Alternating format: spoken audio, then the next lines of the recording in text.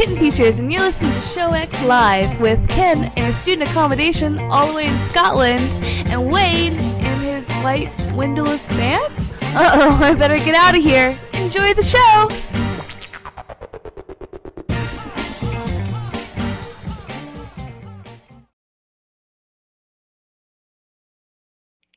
Hey everybody, and welcome to Show X on VTWProductions.com.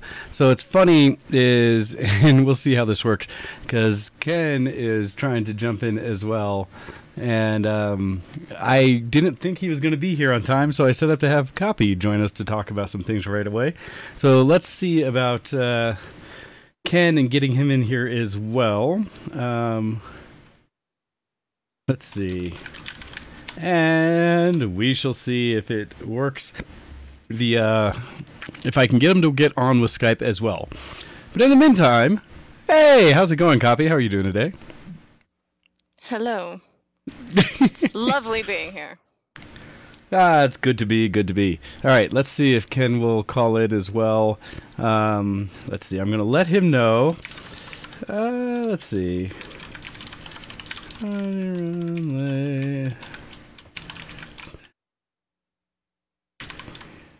Just to let him know. But because he was in the middle of having to run and catch and pick up Kitten Features before joining the show today. And so I wanted to make sure he had time. Oh, he'd been on Discord and said he was totally ready. And I hijacked the show. I might have been doing other things at that time, so there may be that. Okay, let's see. It says if I answer this call, it'll put it on hold. Can I do a group call though? All right, Kopii just a second. I'm gonna bring Ken in. It'll put you on hold, and we'll see how this goes. Thank you. Hello, sir. Are you there? So I see you, Ken, but can you hear me? Hello? So I is confused because I see Ken, but then it stopped. Huh. Hey, why did this break? Some reason. Oh, wait. Okay, you should be able to hear me now. There, I can hear him now. Yeah, looks like one moment.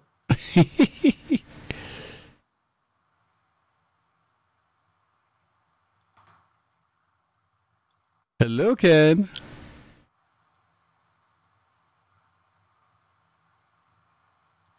So I can hear Ken. Ken can't hear me. So that's happening. Now, the other fun thing is I wanted to see, though, if I could maybe still do a group call. But I haven't been on Skype for a while because that would be fun. Oh, wait. Add a person. We'll bring Lantis back over and see if this works.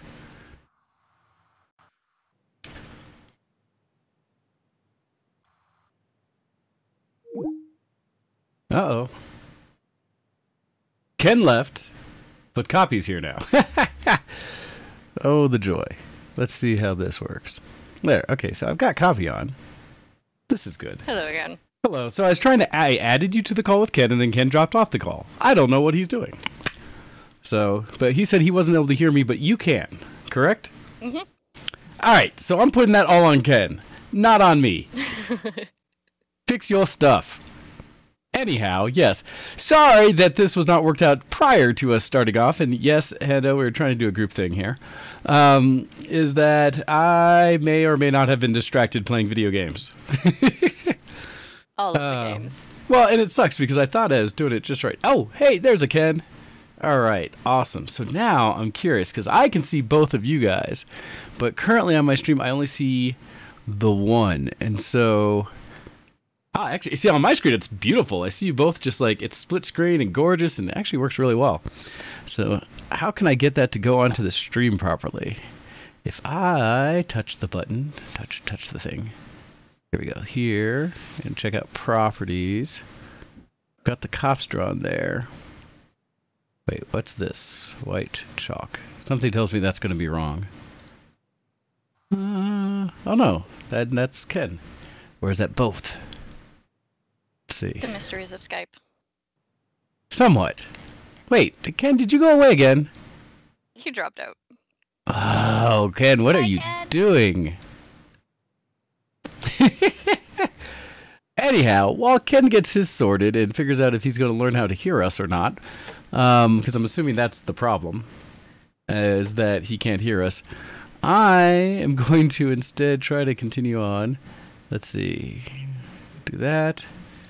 Wonder if I can do this 2 ways. Because I was actually going to set this up for like a 4-host setup and have both of you on here, which would be nice. So let's see if I can do that. This way, if Ken does come back, I'll be able to make it work out. All right, so we are going to add the existing source. I mean, if I can What? only do a one-on-one call, I'm totally okay with. Oh no! So that. oh, I know you don't. My You, grandiose power can be used elsewhere. you were afraid to be a part of this in the first place, and I bullied you into it, or such. And then let me do this and say, yes. All right, I am going to make this work one way or another. And we will just be happy about it. Oh, nice, actually. Oh, shush.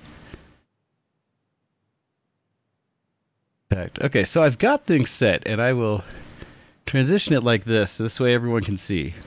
So I've got it going, and now it's just a matter of... I've got Kopii and I on here, and we have this blank space waiting for potential Ken to join in. Aha! I see him. We're all here. Look, it worked. I did things. Now, if Ken could just listen to us and hear us, we'd be fine. Let's see. I will let him know.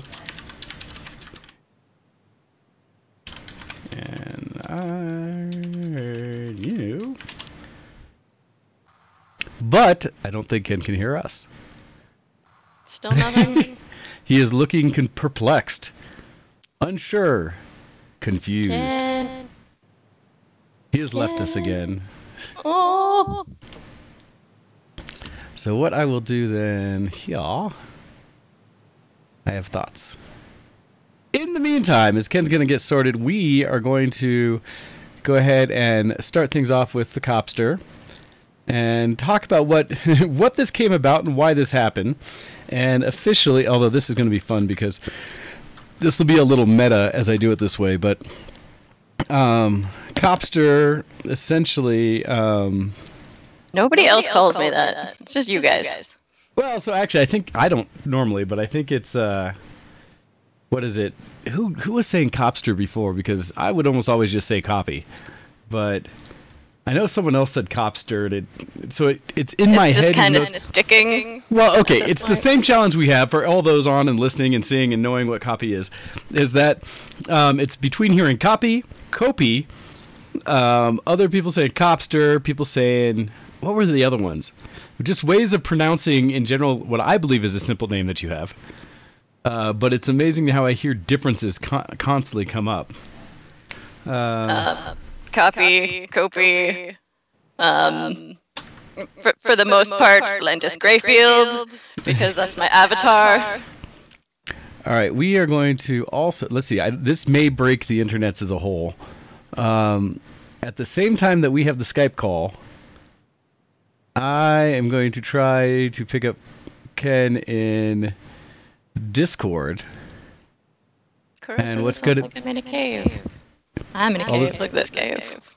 Well, it's because I'm adjusting things here. And so this could be interesting. Because the problem is if I do it the right way, I don't think you guys will be able to hear each other. But we will see. Oh, I didn't think of that. Yeah, of course. Whoops. Also, you're super robotic to me. This is a pile of mess. I'm sorry. Well, so it's interesting because I think that's all because of... Let's see, I'll do this once for you, Ken, real quick. I don't know why Skype's not working for you. Same audio, right? Yeah, it's the same thing. It works perfectly fine in every application. It's just as soon as I get a Skype. In fact, even the test audio worked. It was just the call that didn't work. I don't know what Skype's doing. That is so weird because, like I said, Kopii and I tried this before the show and had no issues. It worked just fine for us. And then as soon as we tried to add you, it did things and stuff. And so I don't know. I'm testing it right now, and it's working fine. Like I'm testing the speakers on Skype, and it works just fine. Well, because when you joined us in the Skype call, we heard you just fine, but you couldn't hear us. Yeah. That's so bizarre. I don't know why. Interesting. Well, how do we want to work this? Because I'm assuming, Kopii, you cannot hear Ken, right? No. Yeah, that would be about a dozen like roundabout things that happen. All right, so here's what we're going to do initially. So, Ken, because I brought Kopii on specifically for this, I'm going to start with Kopii. We're going to give you a half break of the show, and then we'll bring you on full. Sure. And we'll see if this works out. I'll come back on the hour. How about that? I will message you, and we'll have it shortly, and you can listen to what Kopie's got to say, because we were having a discussion as I was checking things before the show, and I said, darn it, this is too good for us to leave, for just a discussion between Kopii and I. This is something that everyone else should be able to listen to and hear as well. Sure. All right, so Ken, I will message you back. We'll let you go for now, and we will figure it out after. All right. So, starting things off with Kopii. And what I was going to do at the beginning, and where I said it was going to be a little meta, is because I was going to say we are going to get started with functional deviations. And that way Kopii could just hear herself say the thing to herself. That voice. Which is perfect. All right, guys, so welcome to the show. It's now 12 after 2 p.m. in the East, 7 p.m. GMT on a Sunday. You're listening live to Show X on VTWProductions.com. So the reason I wanted to bring Kopii up in here and to talk about things here, and it says you guys are saying that you hear Kopii sound like she's in a cave? I thought I had fixed some of that because there was an echo and then I turned it off. So talk to me, Kopii. Hopefully things are sounding better now. I don't know. I'm not listening to the show right now. Well, no, I mean, you're sounding good to me, so hopefully we will continue to get feedback from everyone. Let us know. Because I turned off, when I had one of the modes on, there was a echo that would have been coming through from Kopii, and so I can understand why that would have happened. But I believe I got that sorted. So hopefully. All right. Anyhow, we were talking earlier because as we were discussing things, we were talking about games we've been playing, things that have been going on. And I think the thing what was it that started the discussion? It was talking about our avatars and why we choose certain things, right? Why we choose the characters we choose. I believe that's where our discussion started. Something like that. Well, because, it was why people play, certain types of characters in fantasy games, especially, because we were talking about World of Warcraft. And in that, what was it? Talked about how, especially for you, Kopii, you have a ton of different characters and their own personas and such like that. And for me, I tend to play games as myself. And the discussion, I believe, started when it was why you would choose a certain race, because you started out saying that you wanted to play something other than a human in your various games, especially in WoW. Games are boring. Well, because you said I think you posed the question of why would somebody choose to play a human when you're a human in everyday life, and there are all these other races and things that you could do in a game. And so it didn't make sense to you why someone would just be as mundane as it would be to just pick a human as your avatar, as your character. Does that sound about right? Yeah. Okay. I can be a human any day of the week. Well, I try. People seem to still argue that fact. But it comes into the idea that that's your everyday, so it's an opportunity, it sounds like, in video games, to be able to play as something totally different. Yeah, I want to be a cute little night elf, or a cute little blood elf, or a cute little Draenei. Well, and so partly, let's see. I think part of what we got into that with this, and let's see. Yes, Kopii is a bit quiet for us. Quiet? Me? No. Little bit. That's all right. I will get your gain up to match you closer to my levels and lower it for when Ken comes back on, or try to remember to. Hopefully that'll help. So, when we were talking about this, one of the things I came back with is saying that I usually choose, or I often, not always, but WoW is kind of a different case because especially I never wanted to play, Alliance, so I didn't do human initially. So it's a little different than I do in most games. But I found in most games that are fantasy and allow you to play with other stuff, I am totally happy playing as a human character. In fact, I often, if not always, try to make a avatar that basically is me, and represent myself in game. And so, You're a human rogue. Well, human something. I've still argued with multiple people about what my, class would be. It's one thing race and such, but class is one that I'm still not entirely sure, and I think bounces depending on what I do and who I'm around.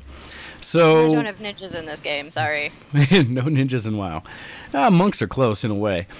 And so my discussion came out from my own personal perspective. When I play a lot of these games, especially fantasy, sci-fi, it doesn't matter actually which kind of game, I will almost always try to make a character, if I can, that looks as much like me as possible.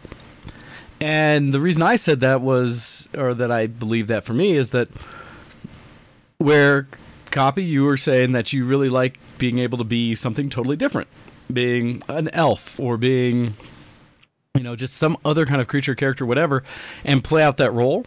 And like I know from you, or no, actually no, regardless of what I know, why would you say that's so appealing for you?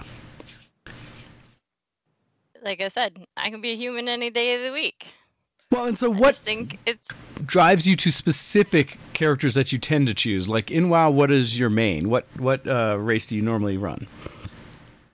well, my main's a druid because, well, cats for one thing. But I don't know. I've always been the type that people have just, because of several D&D campaigns that we've run as well, and when I had started back in the day, I was like, I don't know what class to pick. A lot of them have, very similar traits. And I was basically told, you're a druid. So that's how it all started. People just kind of chose my class for me based on my personality. I'm the type of person who, I guess this is a druid thing. I don't like anything on my feet. I would rather run around no socks, no shoes. It's more comfortable this way. Anytime there's any sort of creature, animal in the house or apartment, they're always drawn to me. It's a thing. It's just Okay. I've always been a druid. Before I started gaming, I was a druid. Well, no, that's good. I was just curious in general. Before I brought it, before I brought up what my thoughts are and what I try to do, is essentially, I like to look at it as,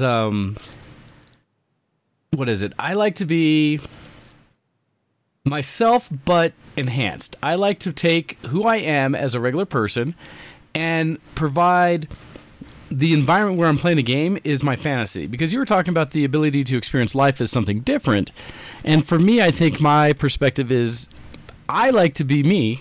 I still, even when I play games, but then take on the ability to do things in the game world that I can't do in everyday life, that I can't do in reality. And so for me, I will take anything from WoW, although I'm doing it a little different this time because in WoW I'm playing as a female night elf rogue now.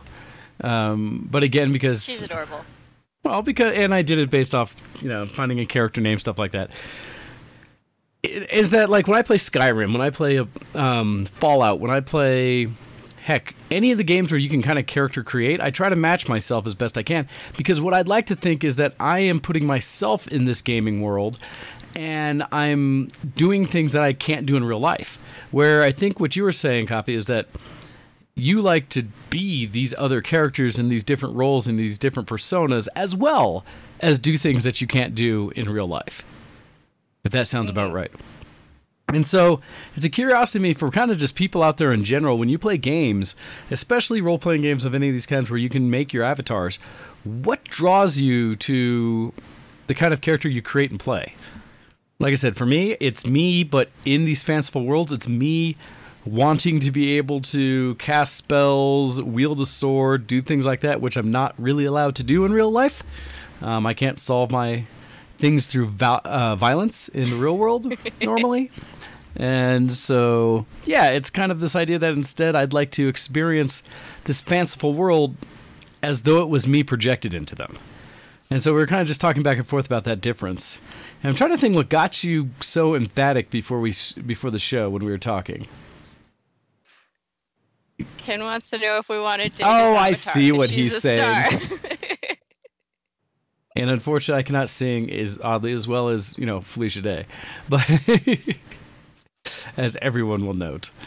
But no, what was it that got you so wound up before when I told you had to shut it and save it for the show? Do you remember? Maybe. Oh, Not. My memory's terrible. Don't troll me on this. Well, express yourself as to what your thoughts with it, because, like, what are some of the things that you've gravitated to in game as like characters and such like that? I mean, my challenge for me right now is that, and I'll talk about it in more of the Geek Cred section about Destiny 2 that I was playing maybe until actually after time to start a show right now, because I had to wait for a cutscene. But is that I couldn't make a character that looked like me. That just none of the races, none of the options were even close, so I went with something different. And different enough that it could be, if I was this race, maybe that would be me. I don't know. Something very different than what I normally play. But for you, Kopii, and I know WoW is probably your primary, but even in like Phantasy Star Online and in Final Fantasy 14 and things like that, when you choose your characters, what is it draws you to the different types of avatars that you play? Is it because that you wanted to play more the class and it was restricted what races were allowed, or I don't know, it depends on flexibility of the game, but what are your thoughts? Well, usually I tend to choose elf type characters, but when it came to choosing my character in Phantasy Star Online, I did end up choosing a human male because he was the battle mage. Everything is like your abilities are all restricted to your race, gender, and class. And I chose my human male because, like, again, he was the battle mage. He has the highest attack power of any of the casters, and he's pretty. And a lot of people mistake him for female because he wears wizard robes. Interesting. And I gave him his elegant long red hair. So, no, that's another interesting thing to hear about, because I've also heard mention in the past from you about being in real life persona, sort of, but like online and Twitch chats and things like that, how people would mistake you for male in many cases, and you're not trying or don't feel the need to correct anybody. So it's interesting when you enroll a male avatar that at the same time you'll still get mistaken for female. Now, is that partially just because of the art style in the game, or? It is very much it's the way the characters are designed in the game, and the armor that he wears is it's a standard chest piece, but for whatever reason, I don't know. I don't care. I don't correct people. And I can understand, not worth the effort, who cares, but I remember that kind of anecdotally of you mentioning that that's something that has happened, that you've experienced. And so it sounds like for this one... My poor demon hunter. Oh? Yes? Yeah. So usually I try to avoid crowds, avoid big cities, but occasionally I wander into town for supplies or what have you, repair my armor. And it seems like male characters, like male avatars, will get on my case and try and like threaten me out of this city, but the females are drawn to me and start, wanting conversation and knowing my backstory, and I'm just like, wait, and this is they'll drive me out before the men do. This is in WoW. This is in WoW. Now, what gender is your demon hunter? Now, granted, demon hunters usually wear crazy armor and stuff like that, and so often you can't even tell. But no, he's a guy, and his armor is basically still the starting armor, which means he's wearing like pants. Oh, okay. And nothing else. Gotcha. Oh, the value of being able to, what is that? Build your own costume sets and thus look like whatever you'd like. Yeah, I really need to go and transmog him, but like I there you said, I don't want to go in the city and do that. That's funny. Whereas I am still the one who have never worried about the look of my armor set. I just wear what comes.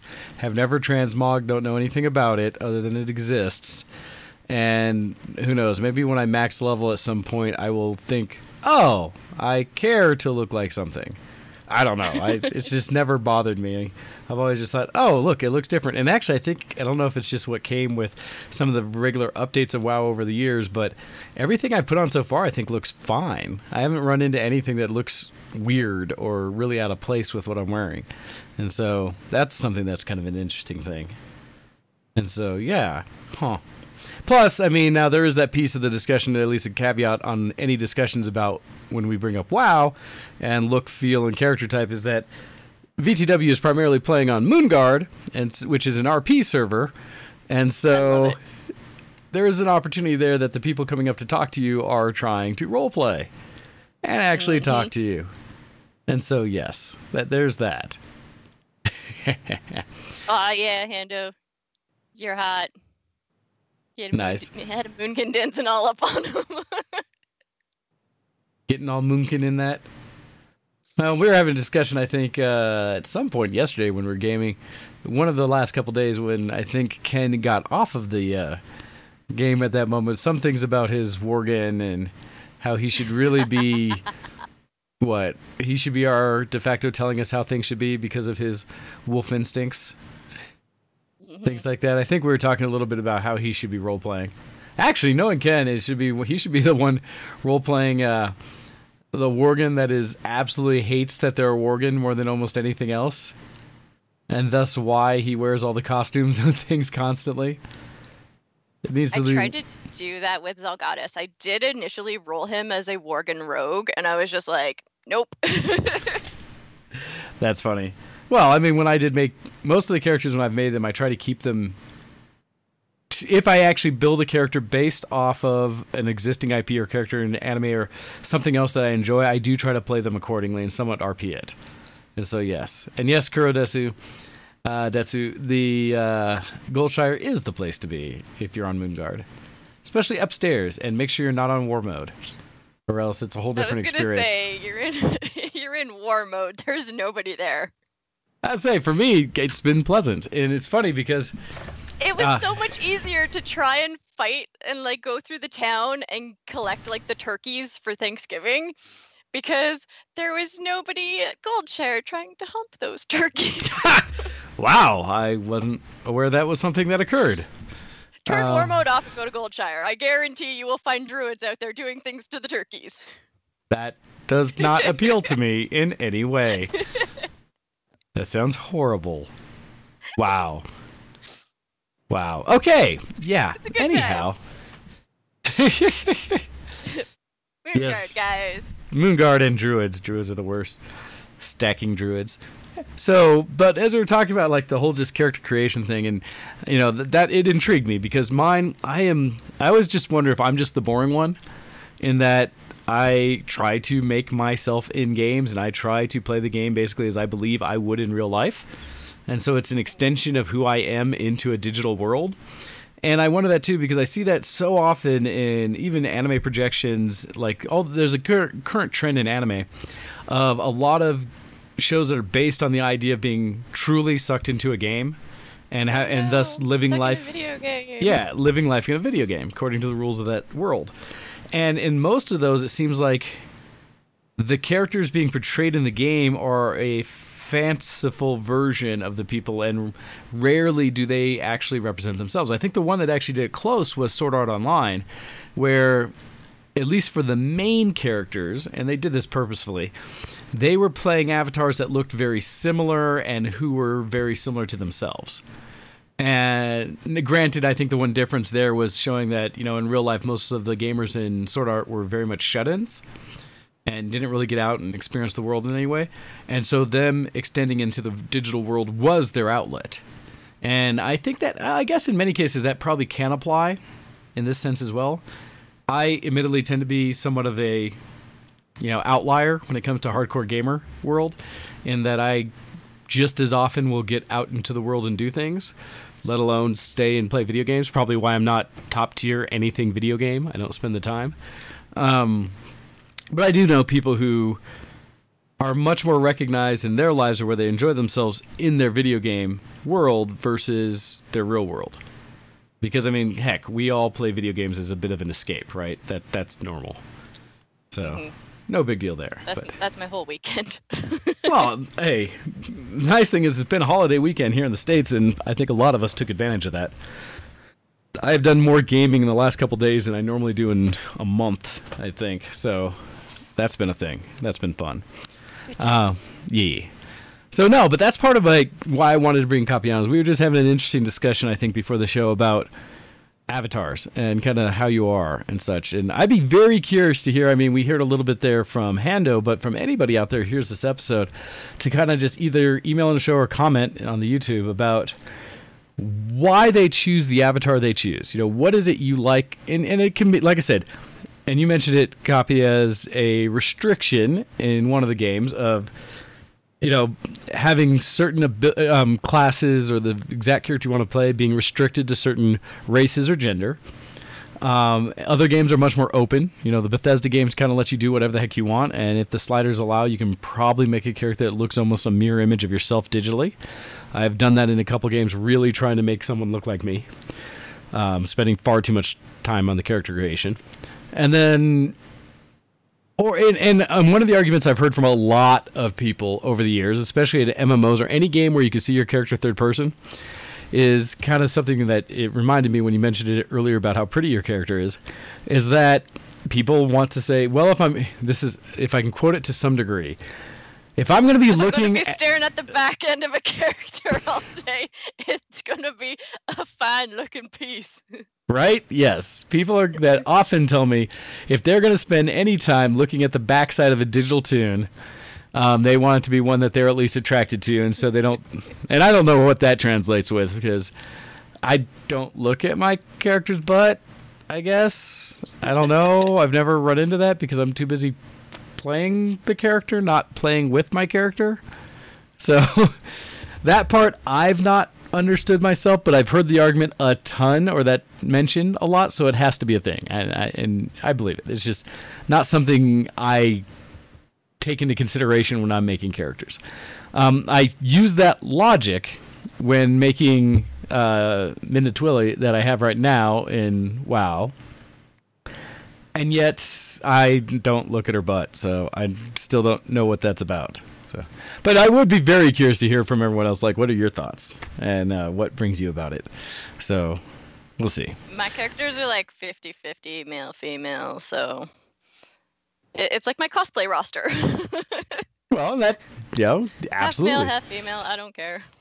So no, that's cool. That's cool. It's something that I've always been curious about, and there's a lot of games where you don't even get the opportunity. I had been introduced to kind of, I had seen an odd for me, a game recently that La Campette was talking to me about, where her and her friends had seen it, where it was one of those kind of like, I want to say romance, type games, but it's really not. It's kind of the other version of that, where it was no matter what you do, one of the multiple, like 4 or 5 character members in it that you're interacting with are going to kill you, and it's just a matter of which story elements you get to towards which death you end up with. I guess is how that works. So I saw some of that, and La Campette was telling me it's like they never really explain to you what gender your character is, so you can do as you will. But for me, observing and playing through a single round of it and kind of checking out, I would argue that game assumes that you're male. It's an all-male thing, but maybe not. I don't know. I could be mistaken.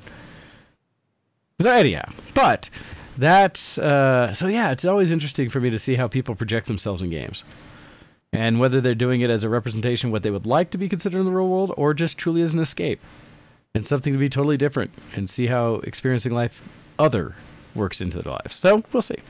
But yeah, so I would love to hear more from you guys about your thoughts. As we continue through this, I am going to want to bring Ken back in. I would love to do it via Skype versus Discord, because I've been trying to work out on how to make Skype happier, better, and more fun for us.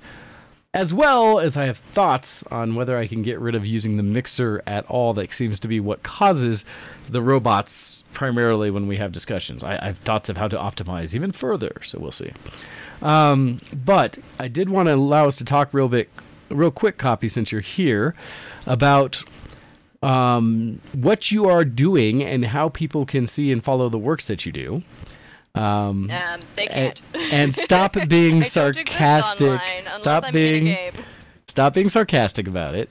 The idea specifically is talking about your Twitch channel. Because you have told me, at least, that you have people wanting to see you stream more, and that since you are all set up for it, where can people find you when you do stream? Well, I'm on Twitch. I'm the original Kopii, or Kopii, however you wish to pronounce that name. As long as you see that it is spelled with, the Kopii in it, yes, versus PPI, which is not it. And so, get that correct. It's a common typo that people have put in my name, but that's okay. Again, Yeah, I don't correct people. Well, no, but this is so that people can find you, and we'll put the link in the show note. But I do want people, people to be able to see it, so that piece. And let's see, what is it that we got in here from Hando? It says, I have 3 modes: ugly-ass meat shield male tank, wise old male healer, female healer, or sneaky rogue. So that sounds like 4, but gotcha.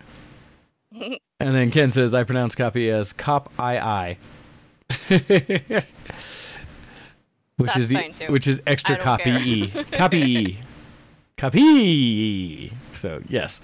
But look forward to that, because what kind of things do you tend to stream when you're on? Well, I've attempted to stream some retro gaming. My capture card hates it and has crashed multiple times in the middle of a stream. We'll have to work on that.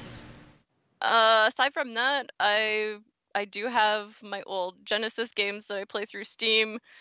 And if you like Phantasy Star Online, that's always going to be a thing from now until the end of days. And it's entertaining because not even attempting to do, Phantasy Star Online 2, because screw that noise until Sega does the right thing and bring things out proper servers. Please, Sega. PSO2.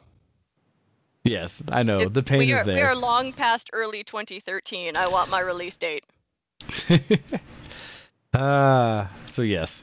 All right. So with that, let's see. I'm going to try, and while I'm keeping you on the line as we try to bring Ken in, or we'll see. Maybe just, I'm not sure how to accomplish this. I really don't want to try to get back on Discord with it, but we'll see.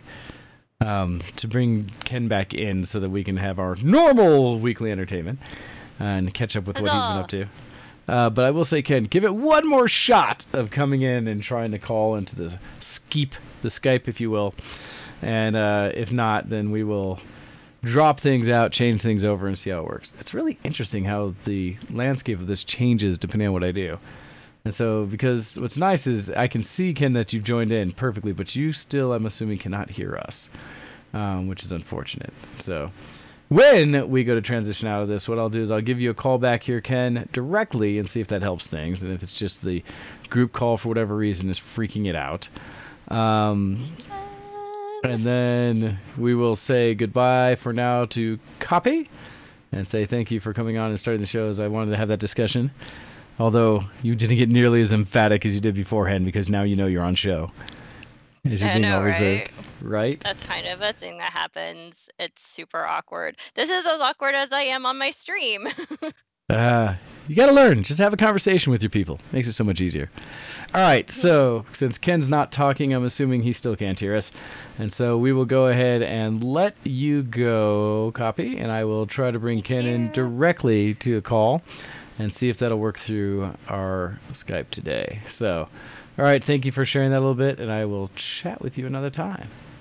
All right, so with this, then, I'm going to try to see if I can directly call Ken and if that helps in any way.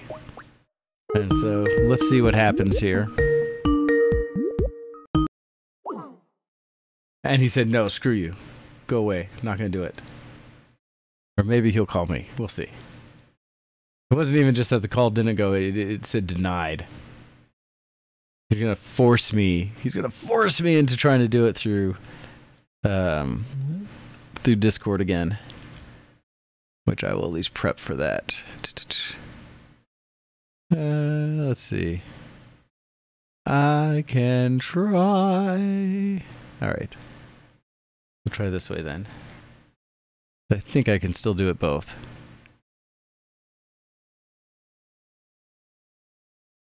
One of these modes, one of these ways, can get out of Factorio and get on the show with us today. If not, we're going to bring Kopii back and she's going to be your replacement. So, but in the meantime, all right, as we are getting, I already started dysfunctional deviations. What have I been up to this week? Because I don't think I have a lot to share other than I know on, what was it? On the regular, on my social media today, I was working and, or I'd made a note that because this week, for those who haven't paid attention or aren't in the U.S., has been our Thanksgiving. And so it is, or as affectionately talking to with Kopii about it, have come up with and coined the thought that, what is it? It's Turkey Murder Day is what I like to say. An opportunity for us to enjoy and share how much we enjoy eating fowl as they... Oh, that's not the one I wanted. I wanted this one. As they die for our gluttony, essentially. And so it's been Thanksgiving here in the U.S. Actually, it's funny because I had several discussions with people about this recently, and the holiday in itself. Especially since for me it's... how do I put it? I'm a big fan of tradition and things that people do to enjoy and celebrate and do whatever they do with family, friends, and holidays and such. Although I am not a big one on anything like religion itself. Ken and I aren't religious. Aha. Okay. Oh, maybe. Can you hear me, Ken, today? I don't know how. Sometimes I know my audio is going through just fine. And I'm hitting test audio. And I can hear that. But I can't hear you. It makes no sense. I agree. This makes no sense. See, I can see Ken. He's here. Visually. But he can't hear me. Which is obnoxious. Now the question will be, if I do video from one and audio from the other, would that work? And so, if I leave this call and do just a voice call here, we'll see if this works the other way. Ken is confused because he's hearing the call come through from both ends. I've got the Skype up, which is beautiful for the video right now. And then I'm sending him the Discord call for voice to see if that's going to come through and see if he'll hear me that way. Ken? No, so he dropped out of that call. And so now we can turn on to see, oh, I see it coming through on Discord. But the question is, can you hear me on Discord? So it's working fine. The problem is that you're Super Robot, which is only marginally better than not hearing at all. Okay, so I do have a thought on that one, and let's see if this works out or not. Because we had done this before, and I'm just curious to see if this will actually edit. Because this will put me on the thought for if or how I do this in the future, essentially. And so now, how does it sound to you? Still the exact same. Really? Yeah, it's like crackly, roboty, and the bit rate has been massively reduced. Weird. Because I basically took out the mixer in the loop here for you. You should be hearing directly from me now. And so that is so weird. Yep, I have it set to microphone. And that way it's not at least going through the mixer. I don't know. That's so bizarre. So bizarre, so bizarre. Which is why I was hoping Skype would work for us today, because it seems to have a better audio connection. I blame the underwater internets that connect us. But in the meantime, possibly. So Ken, since I can hear you well enough, what have you been up to this week? Well, I've had quite a lot of stuff going on this week, actually. Give me one moment. I've been spending so much time trying to get this bloody audio working. I've not prepared for the actual show whatsoever. Oh man. So Kitchen Features has been in Geneva and arrived back home tonight. You were saying I was picking up Ken from the airport, so I actually made it back just in time, 15 minutes early. So other than that, on Thursday, actually, first of all, on Monday it was Hando's birthday. So if we haven't already done that, I want to give a big shout out to Hando, and I hope everybody has bought him far too many gifts, for he is such a kind man. And so if you have ever played games with Hando or whatever, at least give him a tweet or a message in Discord or whatever. I actually went to go see of Studios Thursday. So he was in Glasgow at a gig. All right, just a second, Ken, because it sounds the challenge when you talk about the robotiness is I'm getting a ton from you as well, which isn't normally the issue. It actually sounds like our connection is freaked out, and so And you didn't hear anything through Skype that last time, right? I didn't what? You didn't hear me at all through Skype, correct? Not at all, no. No copy, to be fair. So I don't think it's on your guys' end. It must be. Do you know which version of Skype you're using? Is it the desktop app or is it the desktop app? When I try to run the standalone, my entire computer blue screened. So I'm not going to try that one. So you're using the Microsoft Store app, not the installed version 8. Interesting. Yep. Right. Oh man, that's rough. All right. Well, let's see. Let us do this real quick. Let's kill and restart this call, and then we'll just keep going with your talking. Maybe this will get Discord to start sounding a little better. Actually, so why is it saying that? I want you to US East and see if that'll help with our stream versus South. Why we're going to the South, I don't know. We could try Facebook Messenger. Oh, now you're going heathenistic, trying to discuss things. Well, you never know. You know, the thing is, nobody uses it, so maybe it's got like more freedom on the server. Yeah, that has less bandwidth issues. That everything that gets in the middle of it. See, I keep looking for a setting in Discord or something that's like, make this super the best. Stop, like, you know, whatever I want to say about making things break. Maybe if I turn off. Oh, no, I did turn off all those. Turn off all the extra features in there to say, like, stop screwing with audio. Just do it. And so far, it's a mess. Oh, did you try? You tried calling me on there? Okay, do that again. Yeah, I was actually trying to install the software, but it turns out I have it installed, so I'm ready to go. Oh gosh, I have no idea how that's gonna work. Who knows? It could be beautiful. It could be elegant. It could be 4K. It could be a lot of it could be's. Do you want to try it? I don't see downside. Yeah, where we're at now, there's probably nothing wrong with at least giving it a shot. Okay, so ringing Ken on that one. Ah! And how it kills and makes me look funky whenever we drop out here, because then all of a sudden I'm like double video. All right, so I have you there. Let's see. Can you hear me for one? And oh gosh, this is terrible. It lists audio outputs as like a dozen different audio outputs, but I don't know which is which. So I don't know which one is going to be the actual audio I listen to.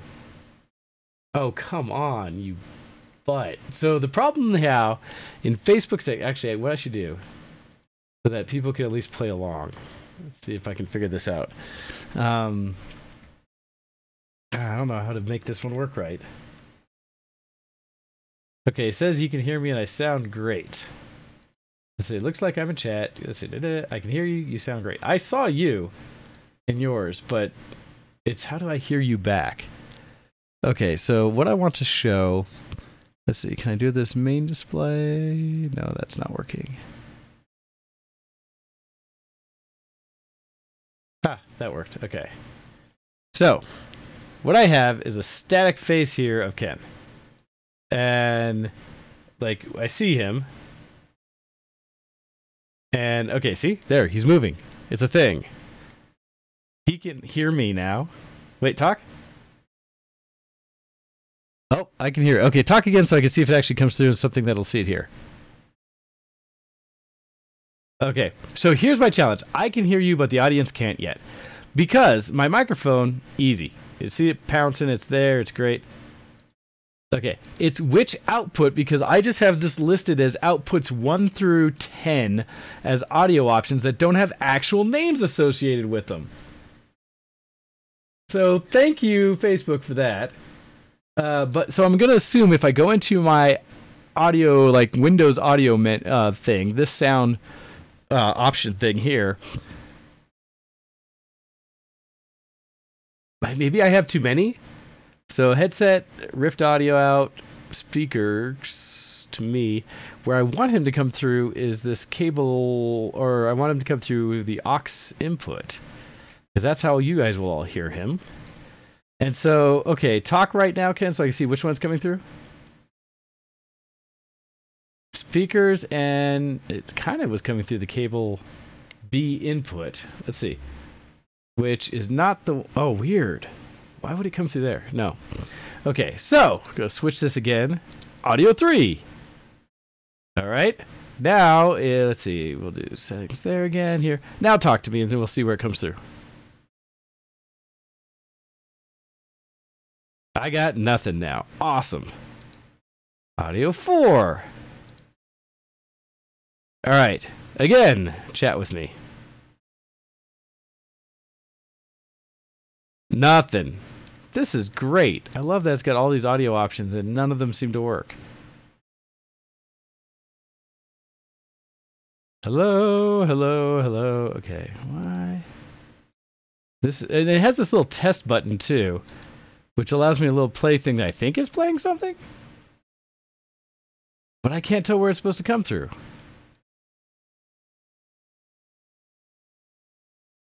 And so I don't know if any of these... Oh, this is so annoying.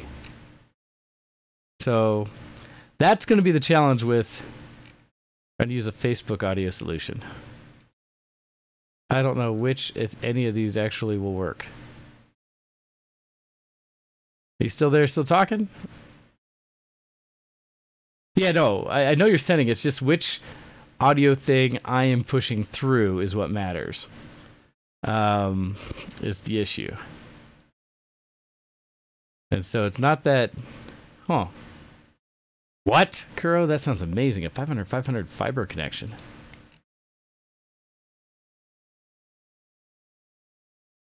And I'm assuming this whole test thing allows me to... Yeah, let's see if I test on the one that worked. Yeah, so there's a test signal. And... Alright. So when I play the test signal...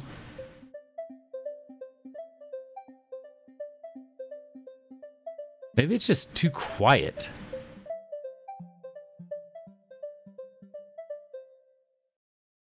Okay, I see that coming through.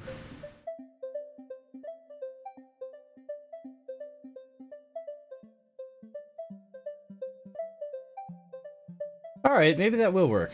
But maybe I just have to boost your signal a ton. Alright, Ken, so are you still there?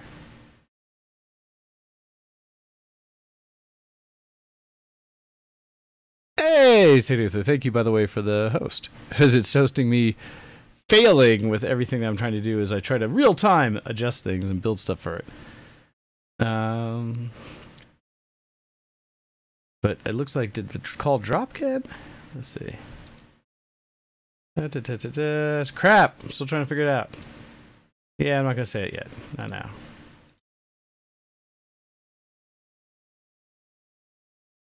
That's weird. I'm hearing... Where's the call coming through sound-wise? Like this one? Hello again. I wasn't dropped. I'm still here. Oh, weird. It looked like it had stopped and nothing was coming through. Okay, so... When you talk... Yep, testing. Okay, I see it bouncing, but I didn't. Is it bouncing there? Go ahead, talk some more. Bouncy, bouncy, bouncy. Yeah, you're coming through. It's just quiet. Hey. I don't know why it's so quiet. Let me see if that's on my end, maybe. Okay, it is working, but it's quiet. So this is great fun as we try to figure out how to do everything real time for you guys. All right, so now what I need to do. Great, by the way. Weird how the audio codecs are working. We will figure this out as we continue to find the right things. Yeah, I've got mine on max microphone level, so it is fine. Okay, I can pump you up in the audio here, just making sure. So you're fine. I had to adjust on my end. All right, so now I just have to capture you into a little window so it'll work with everything. So the fun parts of as I try to add another piece, and this will be, gosh, is this then a window capture? I guess. This one's going to be face crack. I'm trying to think how to. Okay, and let's see if I can find you. Ooh, wow, there's too much crap in here now. Where? Ooh, yikes! Since these are going to be, the challenge is capturing the right window for me to put this in, and I'm not sure because everything's got its own little name. Let's see. This would be called. Would it be called Facebook chat? All I get is a thing that says like Microsoft, or well, because I'm in Edge browser for a lot of it. So it's just like saying, that's your problem. Oh, shush. It works for most things. He says, while it doesn't work, I don't buy your argument. I could try to bring this up in a different... So I can see you just fine. The challenge is getting it to output... Other people can see me. Yes. One of the challenges with the new OBS Studio is it doesn't let you have as much discrete control over how you pull off images as the old version did. The oldest version, you could discreetly tell it, like, pick this window, and within this window, take the subset of this window. And in the new version of OBS and Studio, where they've moved it to, and what they support now, that was OBS Classic, it just grabs the whole window if it can, and then doesn't do anything past that, which is so annoying. In fact, what I would like to do, Ken, and this is hybrid and it's going to be terrible, all right, is capture the audio from this call, but maybe the video from Skype. Yeah, sure, we can do that. And so, because that may just fail horribly and die, but I at least got the Skype channel piece working correctly. Yeah, sure, this is like a wise way of doing it. All right, and I will kill this source for now and eventually come back to figure out how to do that one. Let's just hope Skype's like audio dampening doesn't kill our other call, because it's been trying to do that with me. Oh god, Skype don't do that. Because, yeah, okay, so do the video call there, and then I would say just we'll mute ourselves. Yeah, it's doing. I can barely hear you.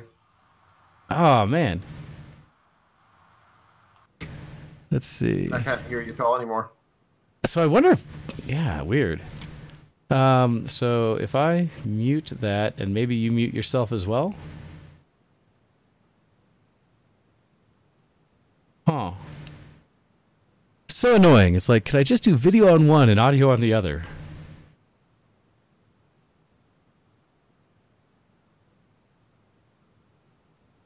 Well, so, and Sarah, this, for your comment, yes, like Winamp, I use it specifically for pushing the audio for the pre-show and for the copy stuff.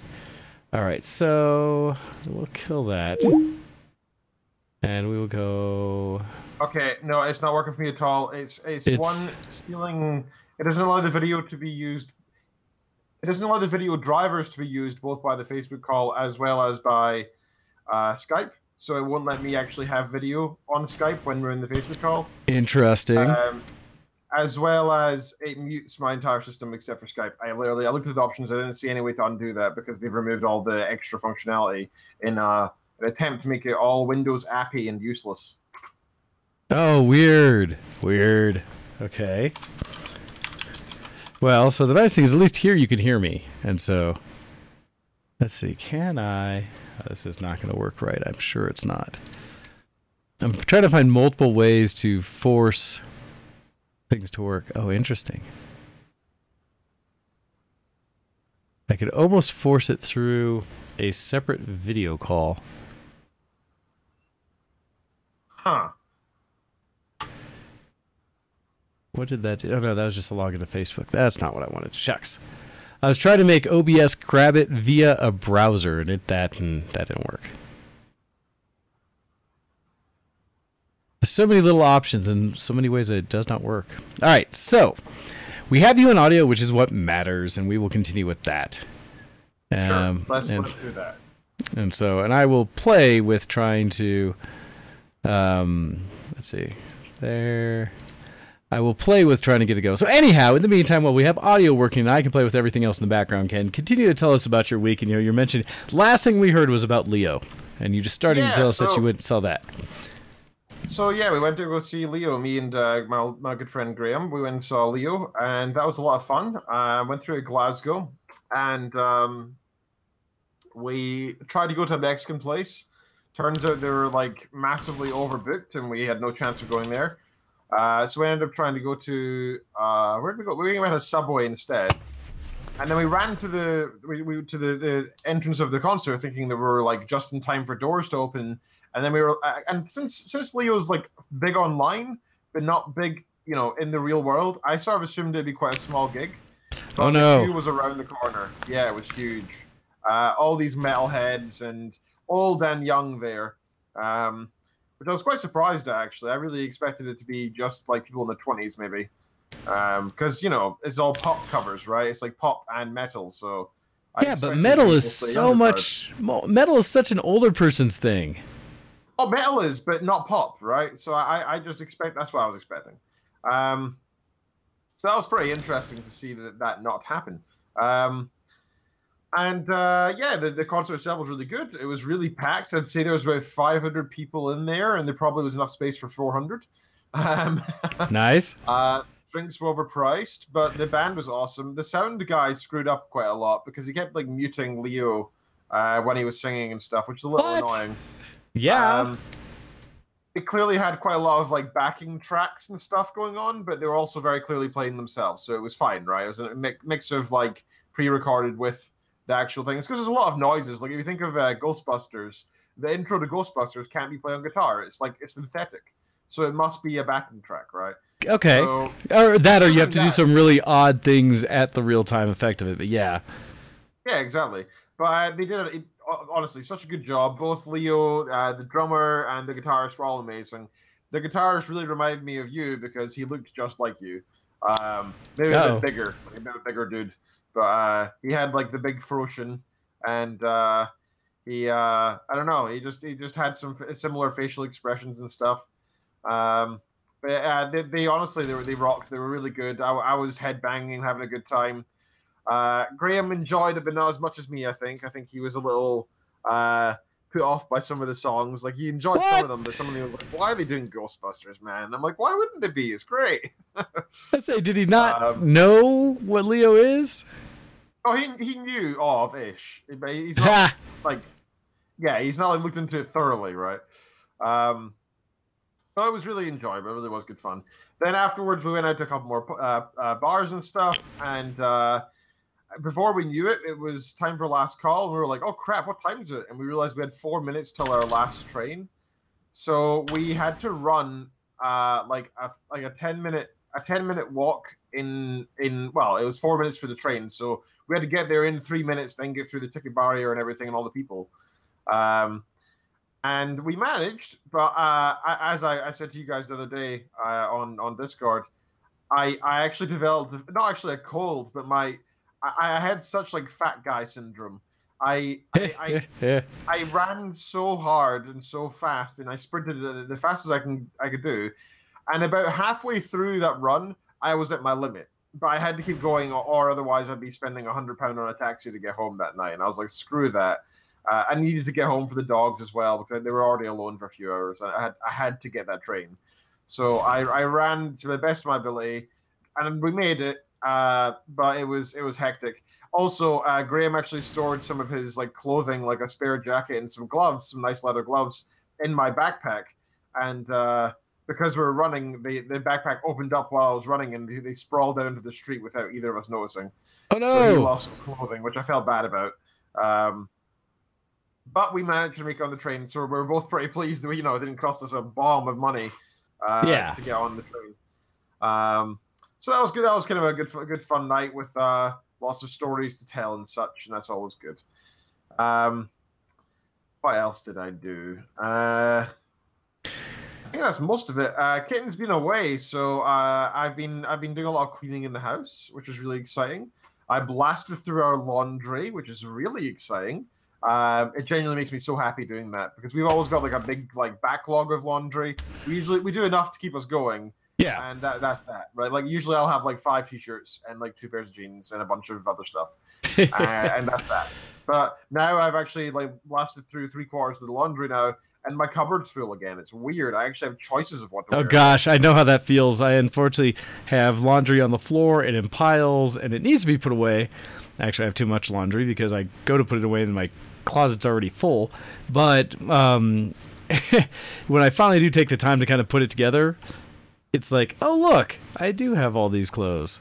Hey, go ahead and kick back on your Facebook video if you can, and we'll see if it picks up because I have something set up where, I am forcibly capturing your image and throwing it on via a window capture of my main display versus anything else. So that'll be fun. But hey, it's at least kind of working right now, so I can see you again and hear you.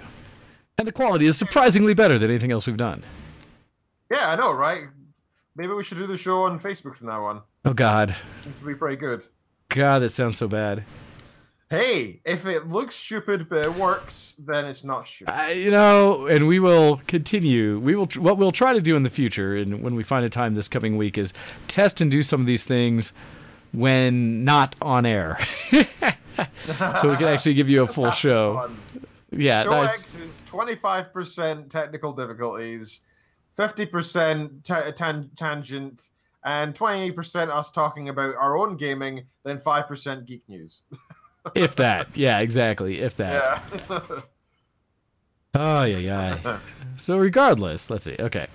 No, so I'm jealous, though, because a Leo concert would, to me, be a blast. Anytime I need to go back through and pick up more of his catalog, because I have stuff that we grabbed basically when we got the permissions to play his music, but that I haven't really updated it since. And so what we can do, the best way to get a hold of his music, by the way, is if you subscribe to him on Patreon, even if you don't want to do it continuously, if you just do it once, for 1 month, you get access to all his music. You can download all the MP3s, every single one. Alternatively, it's all on YouTube as well. But I think it's a bit more in the Patreon, though. Nice. So that's also good to note as a good way to support what Leo does, because I think every time we've played his music on the show, people have loved it, and absolutely. To me is great stuff, great stuff. So, no, that's wonderful to hear. And I'm just imagining actually seeing him live, it was weird. Yeah, it was strange. It was his debut in the UK. It was his first time ever in Scotland, actually, as well. Really? Yeah, so it was pretty neat. It felt like it was a special occasion, you know? Well, and so I love me some concerts and music and such, so I'm very curious with that. Did he play to the fact that he was in the UK and let everybody know kind of thing that, hey, it's my first time here, and then, because I've talked where some people feel like when artists do that, it's a bit cheesy and kind of contrived, where for me, I'm like, that's awesome because you're actually paying to the fact that you're here and that we're here, and hey... it's one thing to just pander to an audience and say, yay, Glasgow, or something, and just so people cheer.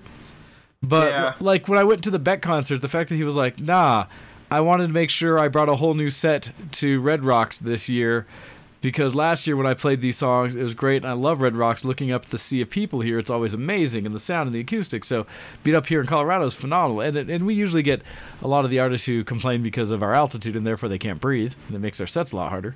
But, I mean, it's still, to me, something... I never even thought of that. That's a good point. Oh, no, it genuinely. When I saw who was one of the worst... shoot. It was a older artist, a rocker.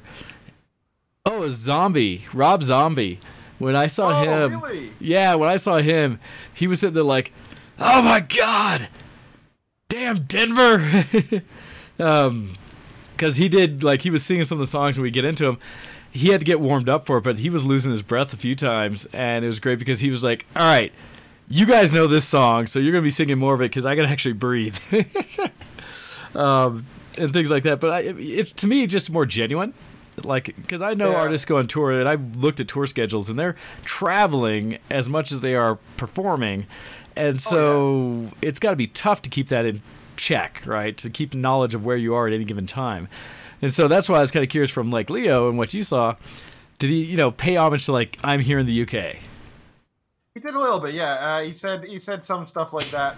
To be honest, his accent was really thick. Oh, really? So it was actually kind of hard for us to understand him, and also he didn't understand us because in Scotland we have a recurring theme whenever there's any kind of event, like you're going out drinking, or there's a gig, or I don't know, a band's playing that you like, or whatever. We start a chant of here we effing go, and we were chanting this between each song, and he was just looking at the audience like, I don't know what you're saying.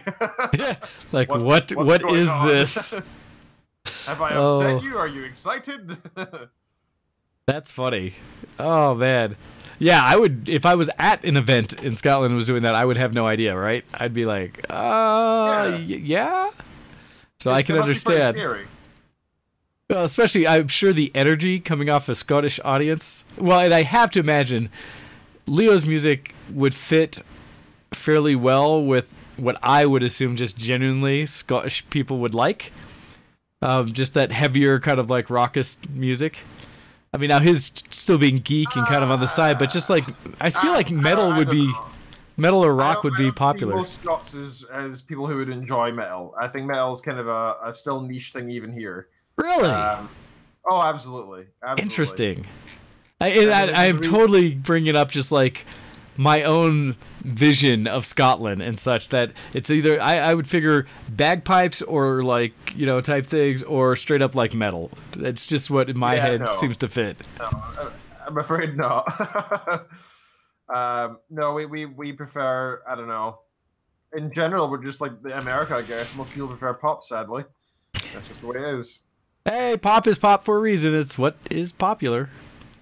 Yeah, hey, it does the trick, right? Doesn't require any thinking. I disagree. I think a lot of pop's actually surprisingly good, and just people don't appreciate it at the time because it's what everyone's listening to. But then when years go past and you look back, you're like, oh yeah, that song, I know that song. That's the thing. It's more enjoyable when it's no longer played all the time. But the problem with it being pop is that it's popular and constant and never ending, and that thus makes it played all the time. Yeah. No, that is a conundrum, and I do understand that, and so yeah. But that's what I was curious. Interesting. Huh.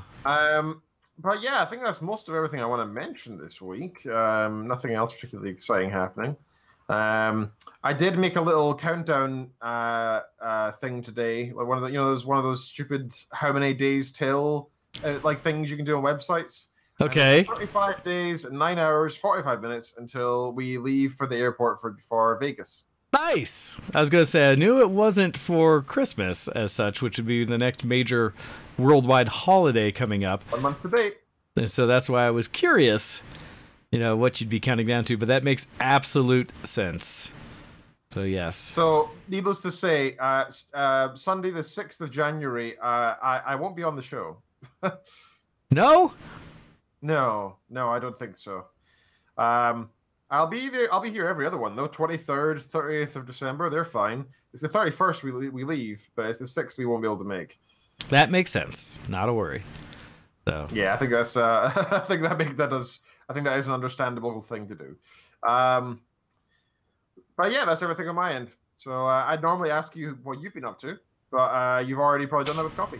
No, not so much. We were focusing on kind of the whole game aspect of avatars. That was the whole point of what I wanted to talk to her about, so not as much. But, let's see, trying to remember. The main thing I was bringing up a little bit what I was going to talk to was just Thanksgiving in general. I kind of brought that up as something that we had celebrated here, as I have leftovers sitting in a plate next to me of my breakfast, which was really Thanksgiving dinner. And as I posted on social media today, it's like my 7th Thanksgiving meal in a row because of leftovers. And so I have basically had nothing to eat except for Thanksgiving food for the last several days. Every meal. And Wow. part of the challenge is, this is one of those times where, holy cannoli, the people that participated in the Thanksgiving at the Campo house that I went to all did a phenomenal job with their food prep. I made mashed potatoes and stuffing. And admittedly, the stuffing was mostly from a box, but I blended 2 types and seasoned it a little bit myself to add to it, to change it up a little bit. And mashed potatoes, I basically followed the recipe to verbatim, but found one online that I thought really worked out well. And I was very pleased with what I made and the food that I ate. And I'm pretty sure everyone else was as well, because everything I tried was phenomenal. We had done something a little different where we had these 2 massive platters of macaroni and cheese.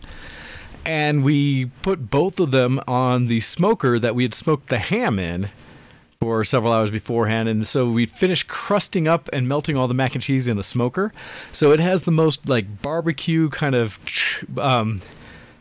thick smoke flavor in the mac and cheese. Nice. It just comes through so well.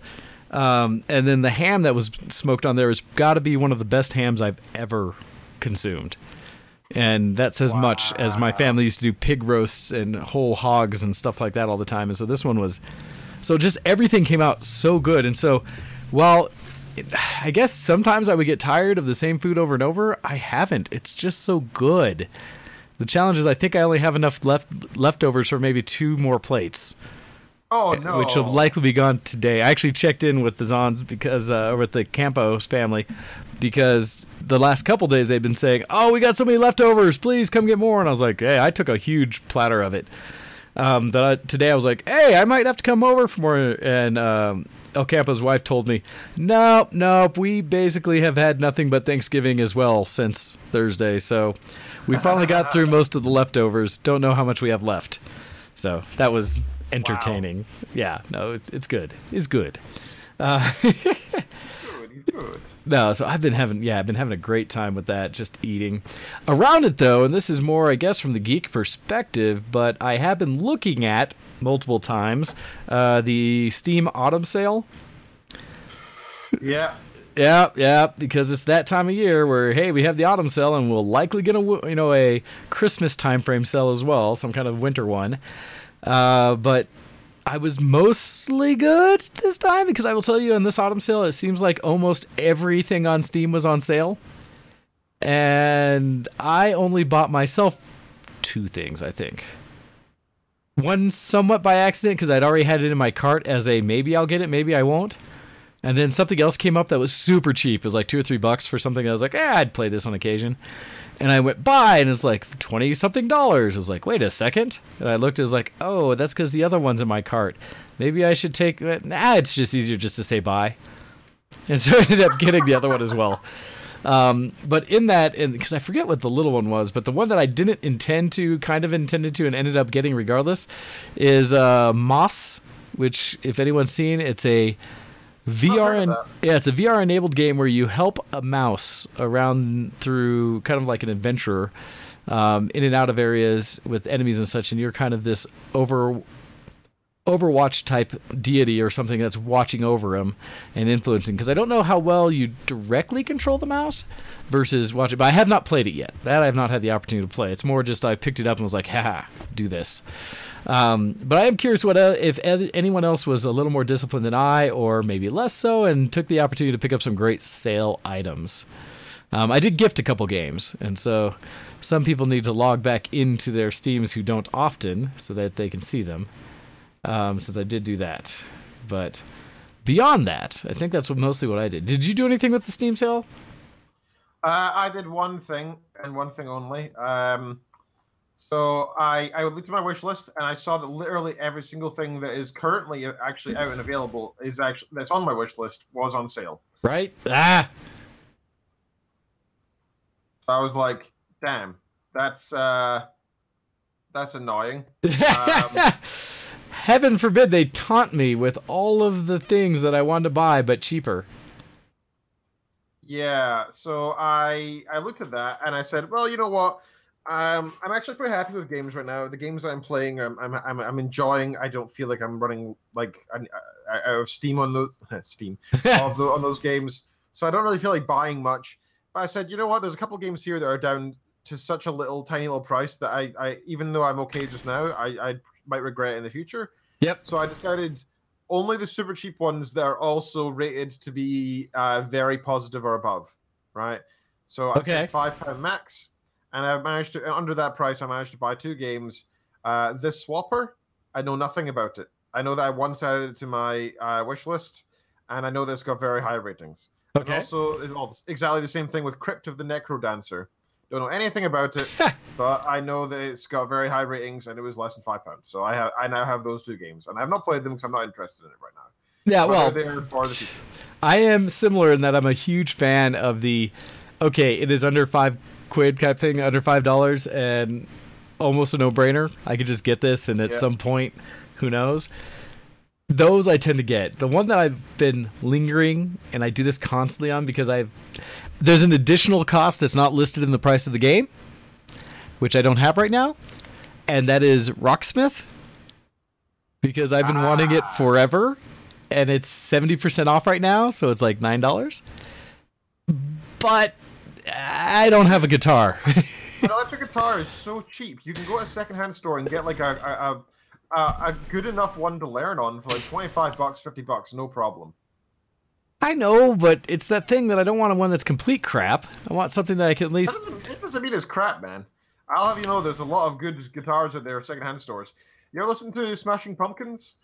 On the track Mayonnaise by Smashing Pumpkins, that was recorded on a secondhand guitar that he picked up for like $20 that he says is one of his favorites of all time. And Billy Corgan is well known for being one of the best guitarists of our age. Well, fair. I mean, you just have to have one that'll hold enough of a tune for whatever you're trying to do. Yeah. And so, in fact, they can have their own unique sound to them sometimes. Yeah. Because of their history. So, hey, dude, don't feel you need to hold off for like a $2,000 guitar. No, it's not even like not even like a $2,000 guitar. The one I think I've been looking at, or the type I've been looking at, because I want all of the things at once kind of thing, is I've been looking at, an electric acoustic, because it's blending, so I could just have it there and strum it anywhere I go, which I know you can do with an electric as well, but without an amp, but at least have that just so I could always play it wherever. But also be able to plug it in. No, you're right. You should learn on an acoustic anyway, because your fingers get more used to. It is harder to play an acoustic because it's more. There's more tension against your fingers, and it'll hurt your fingers more, which means that you develop the tough skin on them more, which will help you learn on an electric better later. So yeah, go for it. I'm all for that idea, but you can still do that at a secondhand store, and it's not as if it's something you need to wait on. Well, those are ones. If you just get Rocksmith for the future, I would recommend. Admittedly, that will push me harder to looking for one. Well, part of the challenge is I even have my keyboard in back behind here that I don't play nearly enough. That I was trying to learn for a bit. I have sitting here in front of me right now, in fact, my ocarinas that I had picked up at con and don't know how to play. It's like I have a challenge. More of a show-off kind of toy than. No, it's still a great musical thing. On the little 4-hole one that I could 3D print, I learned how to play several of the Zelda songs. These things are 6-hole and a 12-hole, and I'm afraid to even try to read the sheet music for them. But part of the challenge I have is that I have the desire to learn and do things that are musical. The actual time and drive to do it seemed to always hold me back, but that's I think true of every hobby I try to do, right? And so it's another one where I've been holding back because I have to judge, much like with picking up new video games, when or if I'm ever actually going to play it. And that's probably what's held me back more than anything on the sales, is because, I know another sale is going to come up in 3 to 4 months. I don't know if it'll be as good, but there'll be great stuff. Right, or a month, and so it's like I don't need any of it now. In fact, and because we don't really have time specific, so I'm just going to do the thing where I say we are now going into this next section of I'm a geek. Are you a geek? Geek cred, level up. Of doing geek cred, because it's basically going to start talking about that as well. That games I've been playing and such. Oh, whoops! The challenge of doing this the way I did. Oh well, get your face back in there. Is that I I've been playing, I continue, no matter what I picked up and what's hot and what's new, to play ARAMs on League of Legends. Like, that is a go-to for me. Good or bad, I do well sometimes, fail other times, but for the most part, still enjoying that.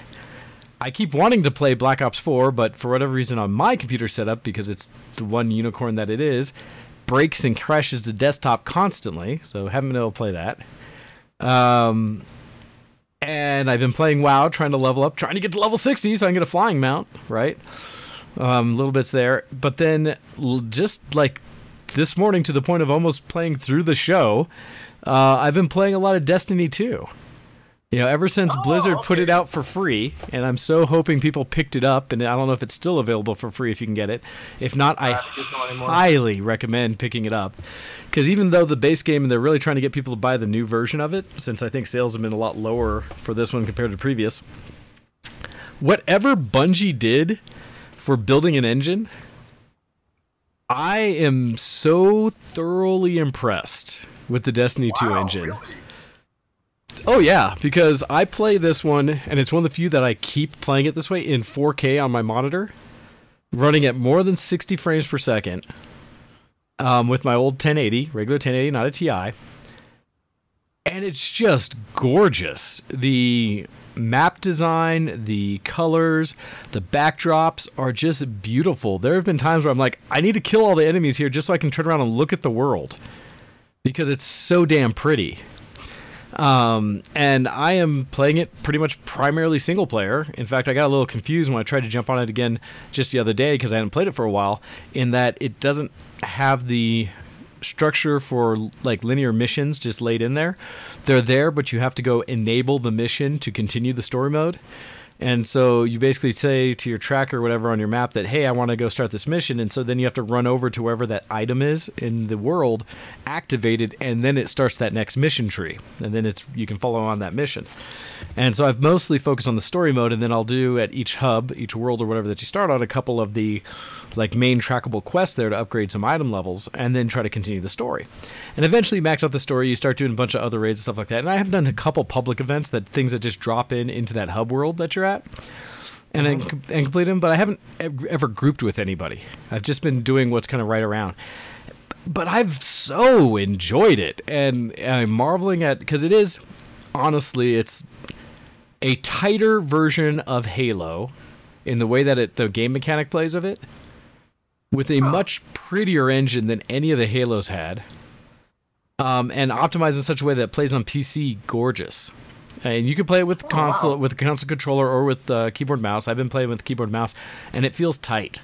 It plays like a Borderlands in that you get all these different weapons and things like that, and mobs are kind of rinse repeat for the most part, but I've not truly gotten tired of them. Because each hub world tends to add or adjust a couple other type of mob types, and therefore some different mechanics in them.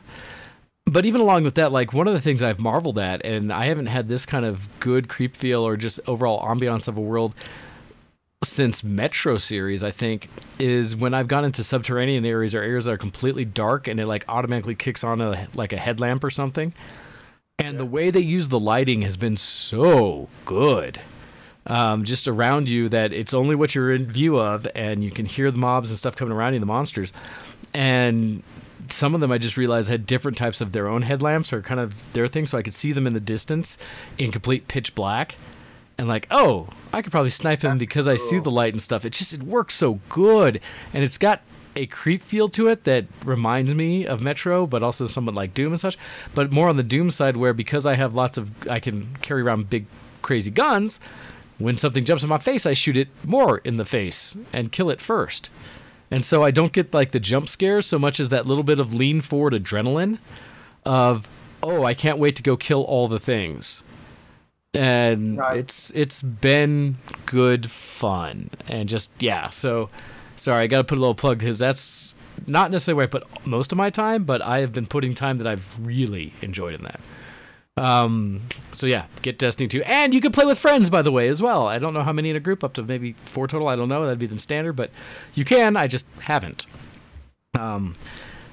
Other than that, Pokemon Go still. Actually went on some raids yesterday. Was going to go today. Maybe we'll go a little bit after the show, but then it snowed outside, and oh, never mind.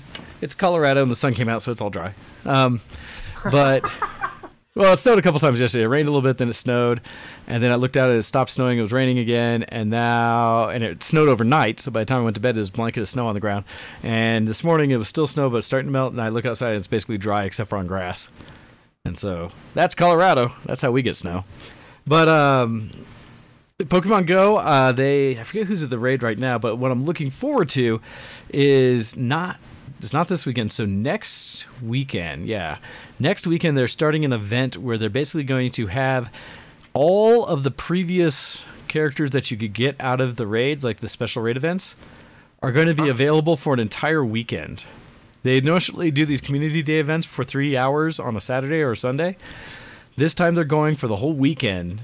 Every raid will have all these special ones in them. And so it's kind of like a catch up at the end of the year for everything you might have done or missed throughout the year. And so and probably also try and get people back on board when the holiday season's coming on, and well, they've also had numbers probably aren't as big as they used to be, etc. Right? I'm sure it's down. In fact, my cousin was just asking me, like, people are still playing. I was like, yeah, when I go out for groups, there's still tons of people that will show up at certain raids. Community days are ridiculous. You'll get, groups of 40 or 60 people all show up at a stop together, like, oh, snap, and you have to break groups into multiple raid groups. But for us, you still have them constantly around. We have a Discord channel that people are chatting about where raids are and such. So it's still active, but they've also got an uptick because Pokemon, it's Pokemon Let's Go has gone live on the Switch, which actually does incorporate somewhat into Pokemon Go. And it's kind of like a hybrid between old Pokemon Yellow and Pokemon Go and how it plays in the game itself on the Switch.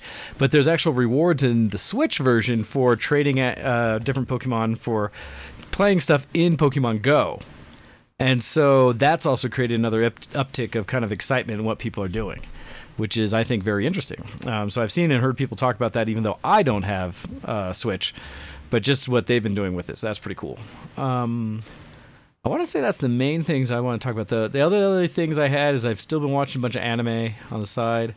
Law Campette introduced me to one that we binged all in one day. I forget when we did that, but that was all in one day that we knocked out an entire anime. I think I introduced it to Kopii and she started playing it, or watching it.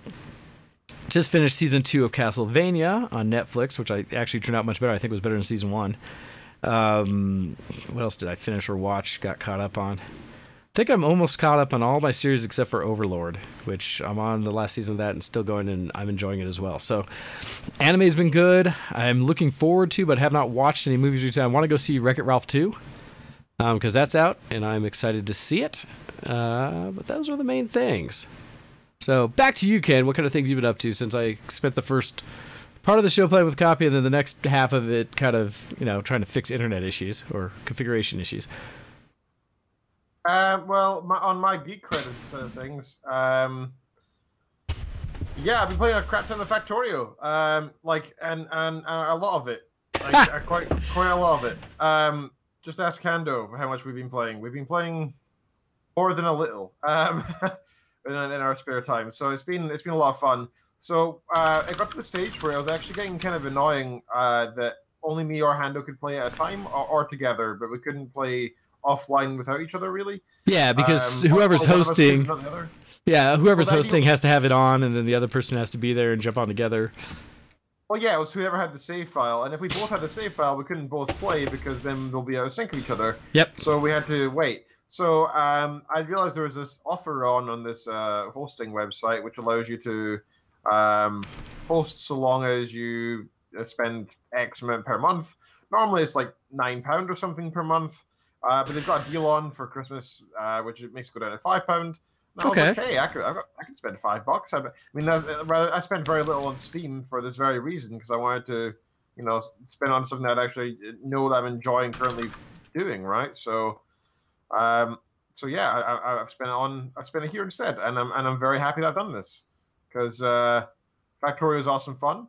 So we got the server up and running. I had some issues getting it going, to be honest. There's a lot of mod conflictions and getting the right version available, and you have to make sure that the company actually provides the version that you want, and etc. It's just been a bit of a pain. But it's now working, which is good, and that's all that matters in the end is that it works. So it is working. However, we didn't manage to upload our save game. We made a new map, and we're going to play that instead. And we've just started. We're about an hour into it or whatever, and it's quite fun. The previous version that we did, we had it was a death world, and we started on an island. In this version, we are it's no longer a death world. And we are on an island. I don't think Hando knows that yet. We actually are on an island. I chose a seed, which is actually a very, very, very large island. So at some point, we're going to be like, hey, what's going on here? This should be done by now. But no, it's actually all going to be connected together, which is pretty cool. And so yeah, that's what we've been up to. I got further than I've ever gone before in Factorio in the last map, but this time we started up this base so much more quickly, just because I had a better idea of what we're doing, the more efficient steps to take, the things that are important, and yeah, it's been pretty fun. Nice. Is this something that is really just for you and Hando, or is it something you're trying to get others to come play with as well? No, other people can play. The only thing is we have a server max size, which is pretty tiny, of 5 players. Admittedly, if we have more people who are interested, we can absolutely expand that, but it's going to start costing more money. So the plan for now is we'll keep it as a max of 5. If people are interested, they can absolutely come in. I can provide the IP and the password. You can definitely come join. Obviously, no griefing, no PvP rules. Let's just have this a nice chill server. And no destroying other people's stuff in general. Yeah. Well, it's working together as an effort to kind of do the whole thing. Yeah, exactly, right? It's a team effort. And so that's kind of what we're getting up to. And yeah, you can come join if you want to. If we end up having like a thriving community, then yeah, we can look at paying for a higher limit of people, and that's fine. They actually have a crowdfunding service, so you can actually like give out a link and people will put in what they can, kind of thing, for the service. So we could always do something like that if we wanted to. But we'll see. We'll see how it goes. Right now, it lasts until December 24th, and then we'll see. Nice. But that's honestly pretty much all I've been up to in Geekred, is just playing Factorio here and there. So yeah, that's everything on my end. No, that is fun. Kopii is saying listening to the boys cheer on the train as it ran over aliens was pretty great. Ken kept announcing the train's kill count. The kill, yeah. So the train was going back. So we had this area that produced oil, and for some reason we were really struggling to find oil anywhere. Like, it was really scarce, and we finally found this tiny little bit that did, and that lasted us for a few hours. And it started running low. It was going dry, and we're like, okay, we need to explore. So we did a bit of exploration, put some satellites out there and stuff, and some radars. Okay. And finally found this giant mass of oil that had like a 13,000% yield or something crazy high. Oh man. We're like, oh my god, but it was through like 500 nests to get there. So I managed to wade through it over like an hour and a half with loads of ammo and grenades and lasers. and building a train track as I went. And I finally managed to make a tiny little base on the other end and had the oil automated to get picked up, put into a train, sent back to the main base, unloaded, rinse and repeat. But the problem was, since there were so many nests along the way, even though I cleared a path, they would still try and chase the train. And then when they failed to chase the train, they would just stand on the track and wait. So when the train comes back, it would just roll through them all. So yeah, I said once it started, like after the first few minutes, I was like, yep, the train's now got a kill count of 50. It killed 50 aliens, just mauling right through them, which was quite funny. That's hilarious. So Hando's saying that you forgot to tell us what the name of the oil patch is? Yeah, I was kind of avoiding that. We called it Saudi Arabia because we thought it was appropriate. It was an oil spring, right? It was the oasis of oil in the middle of the desert of our world. So we called it Saudi Arabia. And yeah, the locals were not happy. We were kind of very American in our approach of going in with guns blazing and taking oil. Taking it over and claiming it for your own. Yeah. Oh, gosh. Very American approach. Gotcha. That's funny.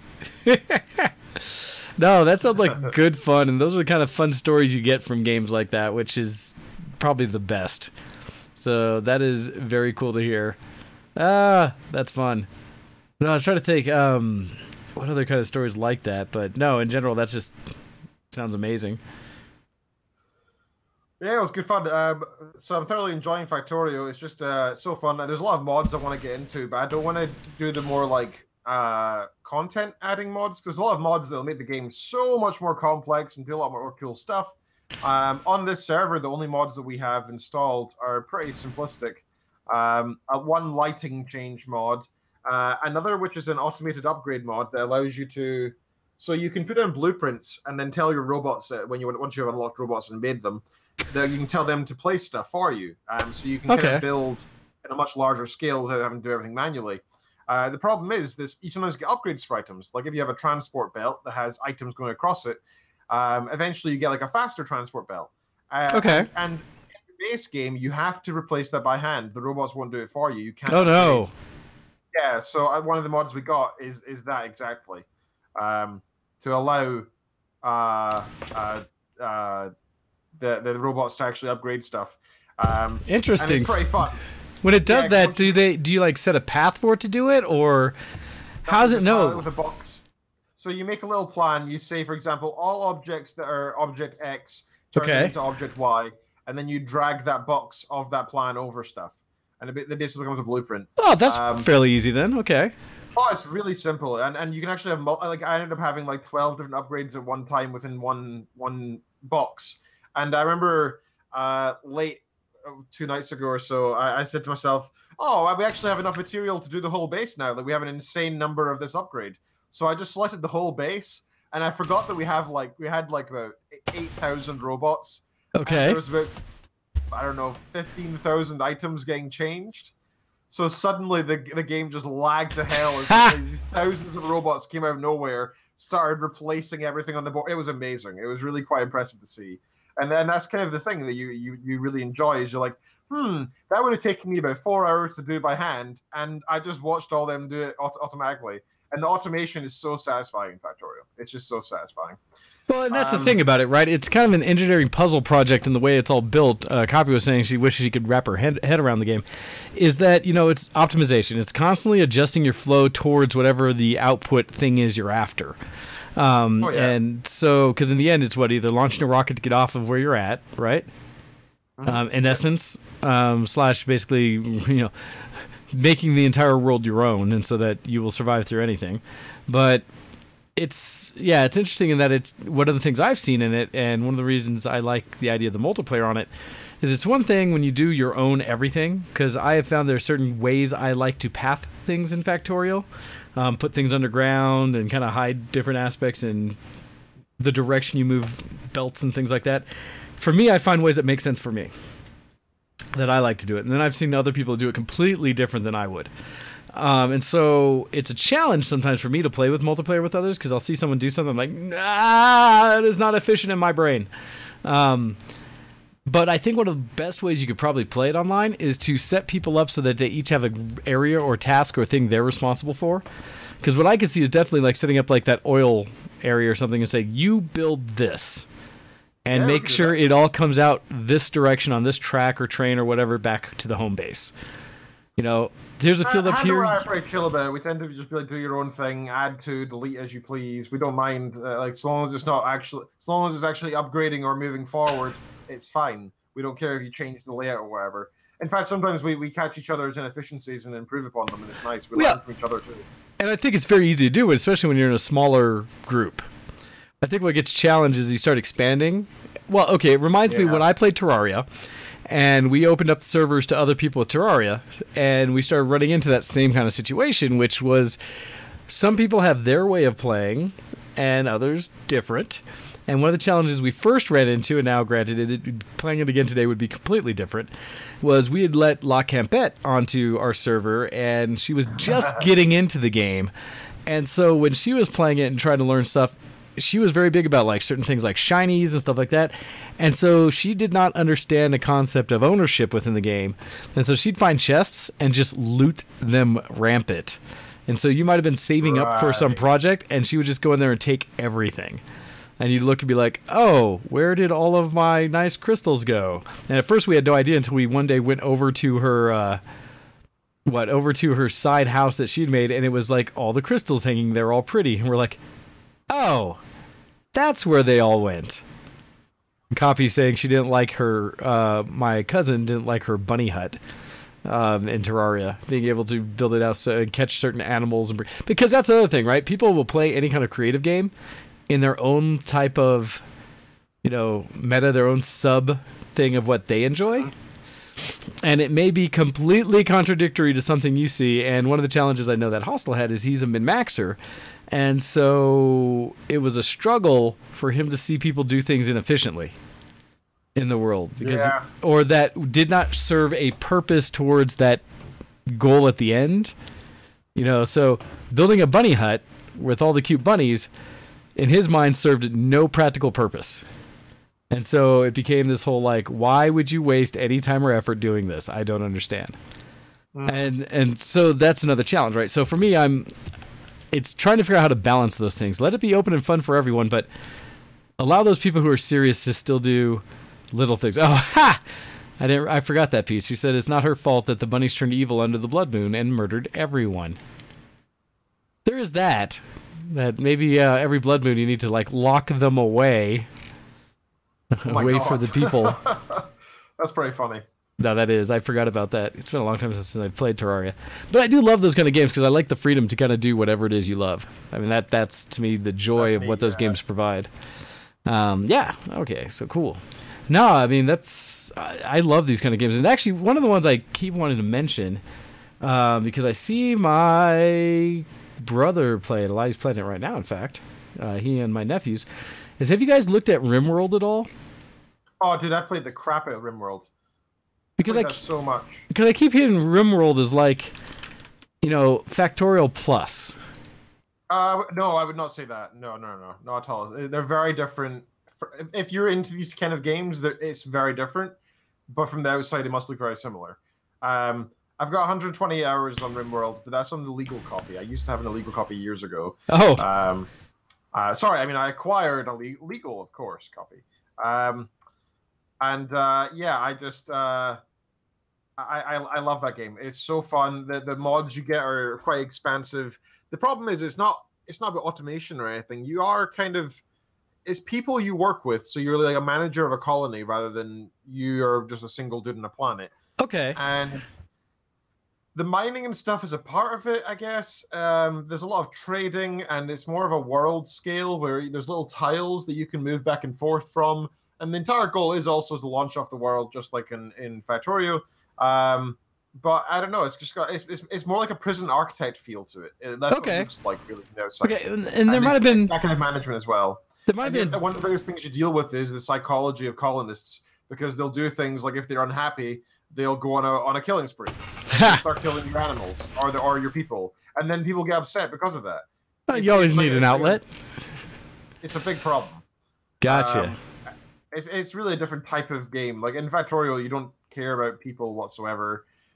It's just all about efficiency and automation, and it's more, I suppose, it's more simplistic in that sense. But it's just a different game. It really is a very different game, in my opinion. Okay. No, that was something I just was not aware because I have not tried. I'm looking at the video for it now, in fact, and it's like, oh, it is different. I see. I'm trying to think what it reminds me of. It is something a little different. But because I thought, and maybe it's a different one that's not RimWorld, but something else that had automation as a primary goal. Because I thought I had seen one that looked like Factorio, but almost like a little newer, a little cleaner.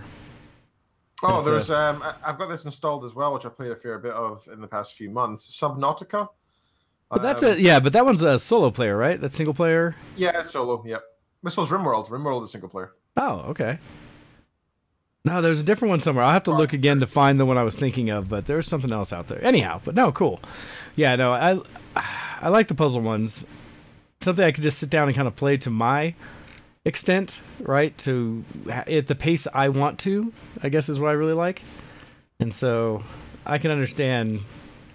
RimWorld's a lot of fun for that. You can choose the different settings you'd like. You can play like I think it's Phoebe Chillax If you play Phoebe Chillax, she is, as you imagine, very relaxed, and the difficulty increases over time, but very slowly and never gets too crazy. Whereas if you play, I don't know, Randy Random, I think is the storyteller. Okay. He, like depending on the difficulty, it can really be like you start off and then you get invaded by 50 people and you're dead, or it can be you start off and I don't know, from the heavens drops some immaculate golden toilet seat or something that really helps you out. Like you don't know, it can be truly random, and you can choose your storyteller and the how extreme that storyteller is as well on top of that. So it's pretty fun. I would recommend RimWorld to anybody. Like I think it's casual enough for anybody to enjoy. Okay. And it's got enough content to last a long time, I think. Interesting. Ah, cool. No, that's the thing. So, nice thing is there's so many options. I was just looking through as we were talking about stuff, like all the various things are still on sale and available out there, so... Yeah. Oh, is it on sale just now? What's it going for? No, RimWorld's not, but there's a bunch of other stuff that is still. Oh. RimWorld's actually at retail right now at full price, so I was like, darn it. Yeah, it's worth getting, though. It really is. Great game. Nice. I put a lot of time into that game. All right. Sorry, yeah, it's the problem of looking over and seeing all the sales. Like, things I want to buy, but part of it is I have to remind myself I'm just a digital hoarder and I need to not. I like that term. I'm also a digital hoarder. Exactly. Anyhow. All right, so let's see. I think that's all we had for that. Was there anything newsworthy of this week that we should get into before we miss anything? Yeah. I've got a couple of things. So the Stellaris Megacorp expansion is coming out in the next week, 2 weeks. Oh, no. Okay. I really like Stellaris. It's a really fun game. It's made by Paradox, and they make such good games. You know, they are really a great company. And I couldn't recommend them more to anybody. So if anybody is interested, check out Stellaris. It's a really fun. It's multiplayer as well if you want, but it's kind of in the way that Civ is multiplayer. You can play with multiple people, but it already takes forever with one person. Never mind with a bunch of people. And the Megacorp expansion is the idea of corporations coming out into it. So instead of it being, so it's very much a sort of, yeah, it's basically space Civ, but now it's coming with some new DLC, which will be quite fun.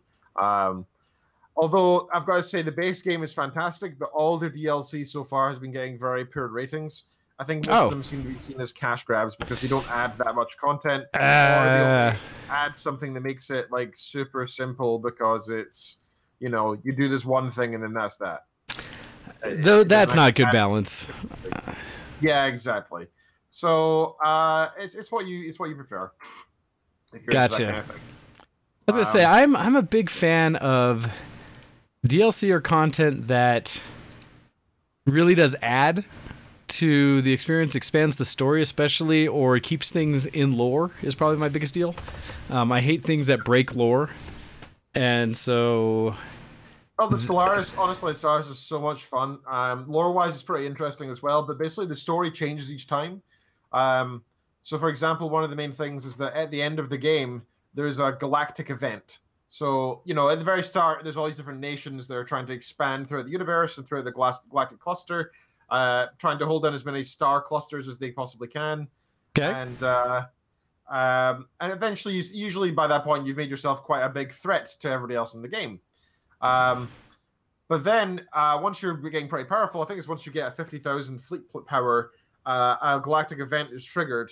And I think there's a bunch of different potential ones, like the devouring swarm comes from the nether regions of space, and it's just a huge fleet that tries to kill everybody. Or sometimes like fallen empires, which are like these like almost godlike beings that are, like, have existed in this system in around one single star since the beginning of the game, and you can either choose to ally with one or the other, and then they go to war with each other. And one of the things they'll do is come for you if you're okay. But one of them, like for example, the last time I played, one of them was basically like super religious and spiritual, and said to me, "You can ally with me if you wish, but you're not allowed to attack anybody." And I was playing militaristic, so I was like, "Oh, I'm not going to do that." Sounds horrible. And the other one was the complete opposite. She was like extremely militaristic, and she was like, "If you don't come with me, I will crush you." So I sided with her. So the bloody spiritualist crushes me. I'm like, how does this work? I thought you were the non-violent one. Yeah, like, wait a second. Feeling cheated suddenly. Ha!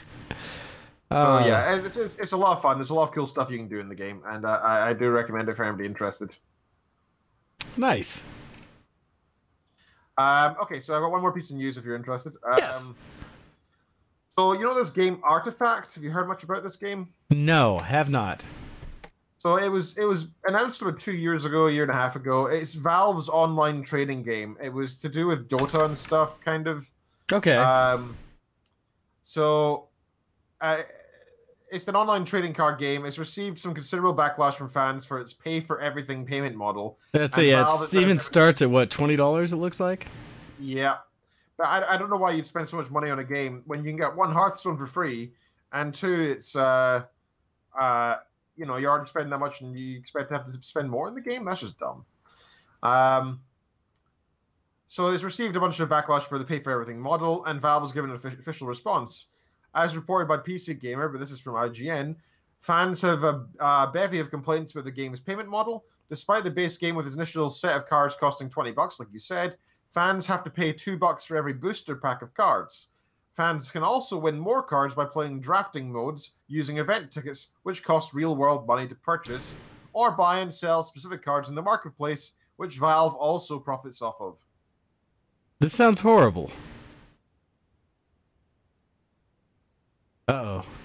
Did we extend past what Facebook's call likes? Because I'm seeing it die on our end between us. Let me hit the end and redial to Ken, even though we're almost done with the show. Unless something catastrophic happened on his end because he started talking ill of Valve and therefore they were cutting off things. There? There, we're back. All right. Okay. So yeah, Valve responded to some of this stuff. It could be, actually, the backlash goes so bad that one of the most popular Artifact threads on Reddit urged fans not to buy the game to dissuade this sort of monetization. Valve responded to these complaints in a blog post yesterday before the game's public beta went live. Issues pertaining to drafting were addressed, with Valve noting fans couldn't draft with friends or practice draft modes without spending an event ticket. Fans also noted that starter cards, which everyone begins with, would be next to useless on the marketplace, necessitating the purchase of booster packs anyway.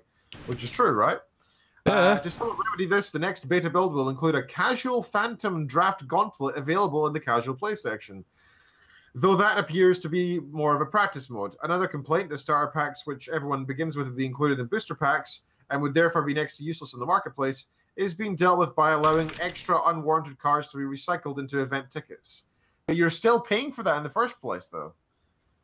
So it doesn't look too big. It doesn't look too exciting. Artifact is set to be released on November 28th, so it is coming out soon on PC, macOS, and Linux, on Steam, and later in 2019 for iOS and Android. So they are trying to tackle Hearthstone here, but it looks like they're kind of screwing themselves over a lot as well.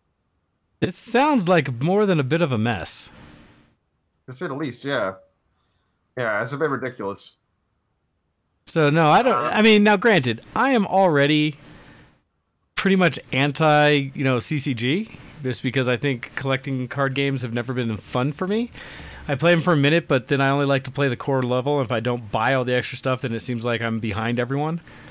And so this just seems like an exasperation of that even worse and a total money grab, which is what I've always hated about CCGs. It's just how much they're like, just keep spending money to be relevant. That's why I stopped playing Magic the Gathering. I bought my original set and then every kept bringing out new generations, which I understand is the market. I mean, that's how they make money. But it's where I run into fatigue. It's not very ethical, and I think it's just I think it's kind of a disgusting thing to do your consumer base, to be honest. I mean, why don't we just make it so that, you buy a game and then that's the game? Like, just make a game that's good enough and then start working on the next one. I remember when... That's a model that worked for decades. Yeah, remember before... It's because companies realized you could be, in a way, lazy. And get... right. Like, it's actually a perfect model. It makes perfect sense. Yeah. It's just annoying on our end. Yeah, people spend the money, so it clearly works. I mean, I'm not trying to say it doesn't work. It just sucks. I agree. Oh, yeah. No, it's frustrating it all get out, so oh well. All right, so with that, though, it's time for us to end the show. I would love to hear from you guys. One of the things that I was hoping to catch a bit of it, and if you did send an email, I apologize. I was so busy running around other things, I did not check it today. But I was looking forward to things that people either found as great deals on basically Black Friday. I'm always concerned because too often I think things are labeled as deals, but aren't really. And so I'm always curious when people find actual deals. Camel. If you're using Amazon, it's a fantastic way of finding out if that is the case or not. Camel. It shows you the history of the Amazon thing you're looking at. So admittedly, I have the Honey app, and it does similar. The plugin or whatever on the browser, because it'll, before you check out anything, it'll check whatever you have and see its trend of pricing and whether you can find it cheaper anywhere else in its ecosphere, essentially. So I do have that as well. Because I'm curious, I've been looking at various things as possible things to pick up, nothing I have to have. So hopefully I'll save money and not do it. Although what I really should be doing, and I think the intent of all these sales, is looking what I would actually buy for others, what gifts I would do for the holiday season. Yeah. And stop being selfish. Can you actually buy a thing as a gift and not send it yet? I don't think you can do that on Amazon, which is one of the challenges, right? You could just, I guess, pre-box stuff and have it shipped, and then just put it in the gift wrap and say, "Don't touch it until." Yes, but that's not very fun. No, well, it's funny, right? Because you can do that on the Steam store.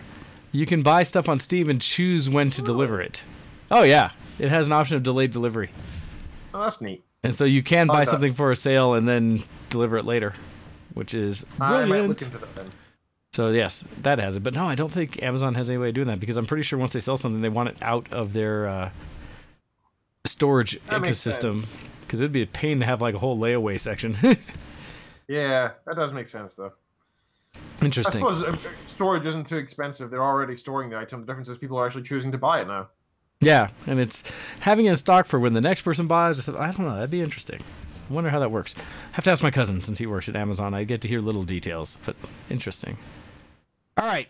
Other than that, also, tomorrow we should... I mean, it's already started in some places, but tomorrow we have the kickoff for Cyber Monday, which is all the official buy stuff online, so hopefully we'll see more deals available from that. So check those out as well, and it's an opportunity to get all the things you've been looking for at a lower price. So check those out. If you see any amazing deals, let us all know. In fact, we'd love to see it on our ShowX page on the on Facebook if you're there. Oh, yeah. That way, since that'll be faster than when we come out with our next show next Sunday, and that way others can take part and enjoy the deals as well. So with that, you've been listening to ShowX on VTWProductions.com. Ken, if you let us out of here, and we'll get away. Sure thing. You're listening to ShowX on VTWProductions.com. Check us out on Twitter.com/VTWShowX, Twitter.com/DocDead, and Twitter.com/GoX for the show, for Mr. Wayne, for myself. Search for us on Facebook. They're searching for ShowX, and you'll find us there. Do join in the Discord as well. The channel details are on the VTW Productions main page. Also, check out the VTW Gaming group on Facebook, too. You can find out details for the Discord in there as well, I believe. Check us out on patreon.com/ShowX. Please donate up to $1, well, $1 or more per month. That's only $12 a year to listen to this show and support us. That's much appreciated. It keeps us our software and our hardware up to date and fixed and so on, to try and prevent technical difficulties. Try. You can also send us an emails to showx@vtwproductions.com. Tell us what you've been up to. That's much appreciated. And subscribe to our Reddit. We don't really use it, and we always want to. So it's reddit.com/r/showx, and check us out there. Awesome. All right, everybody. Thank you for watching. Join us after the show as we get ready to play some games and get ready to start another normal week as we get things going tomorrow. So thanks to you all for listening. We'll catch you again next time. Bye, everybody. Oh, wait. I have to push the button, but it's under your face, Ken. See, I've messed things up. I will figure out how to do this. Oh, that is not what I wanted it to do. That is not what I wanted to do. That's it. You're not getting the end of the show thing this time. No, went away and did stuff. So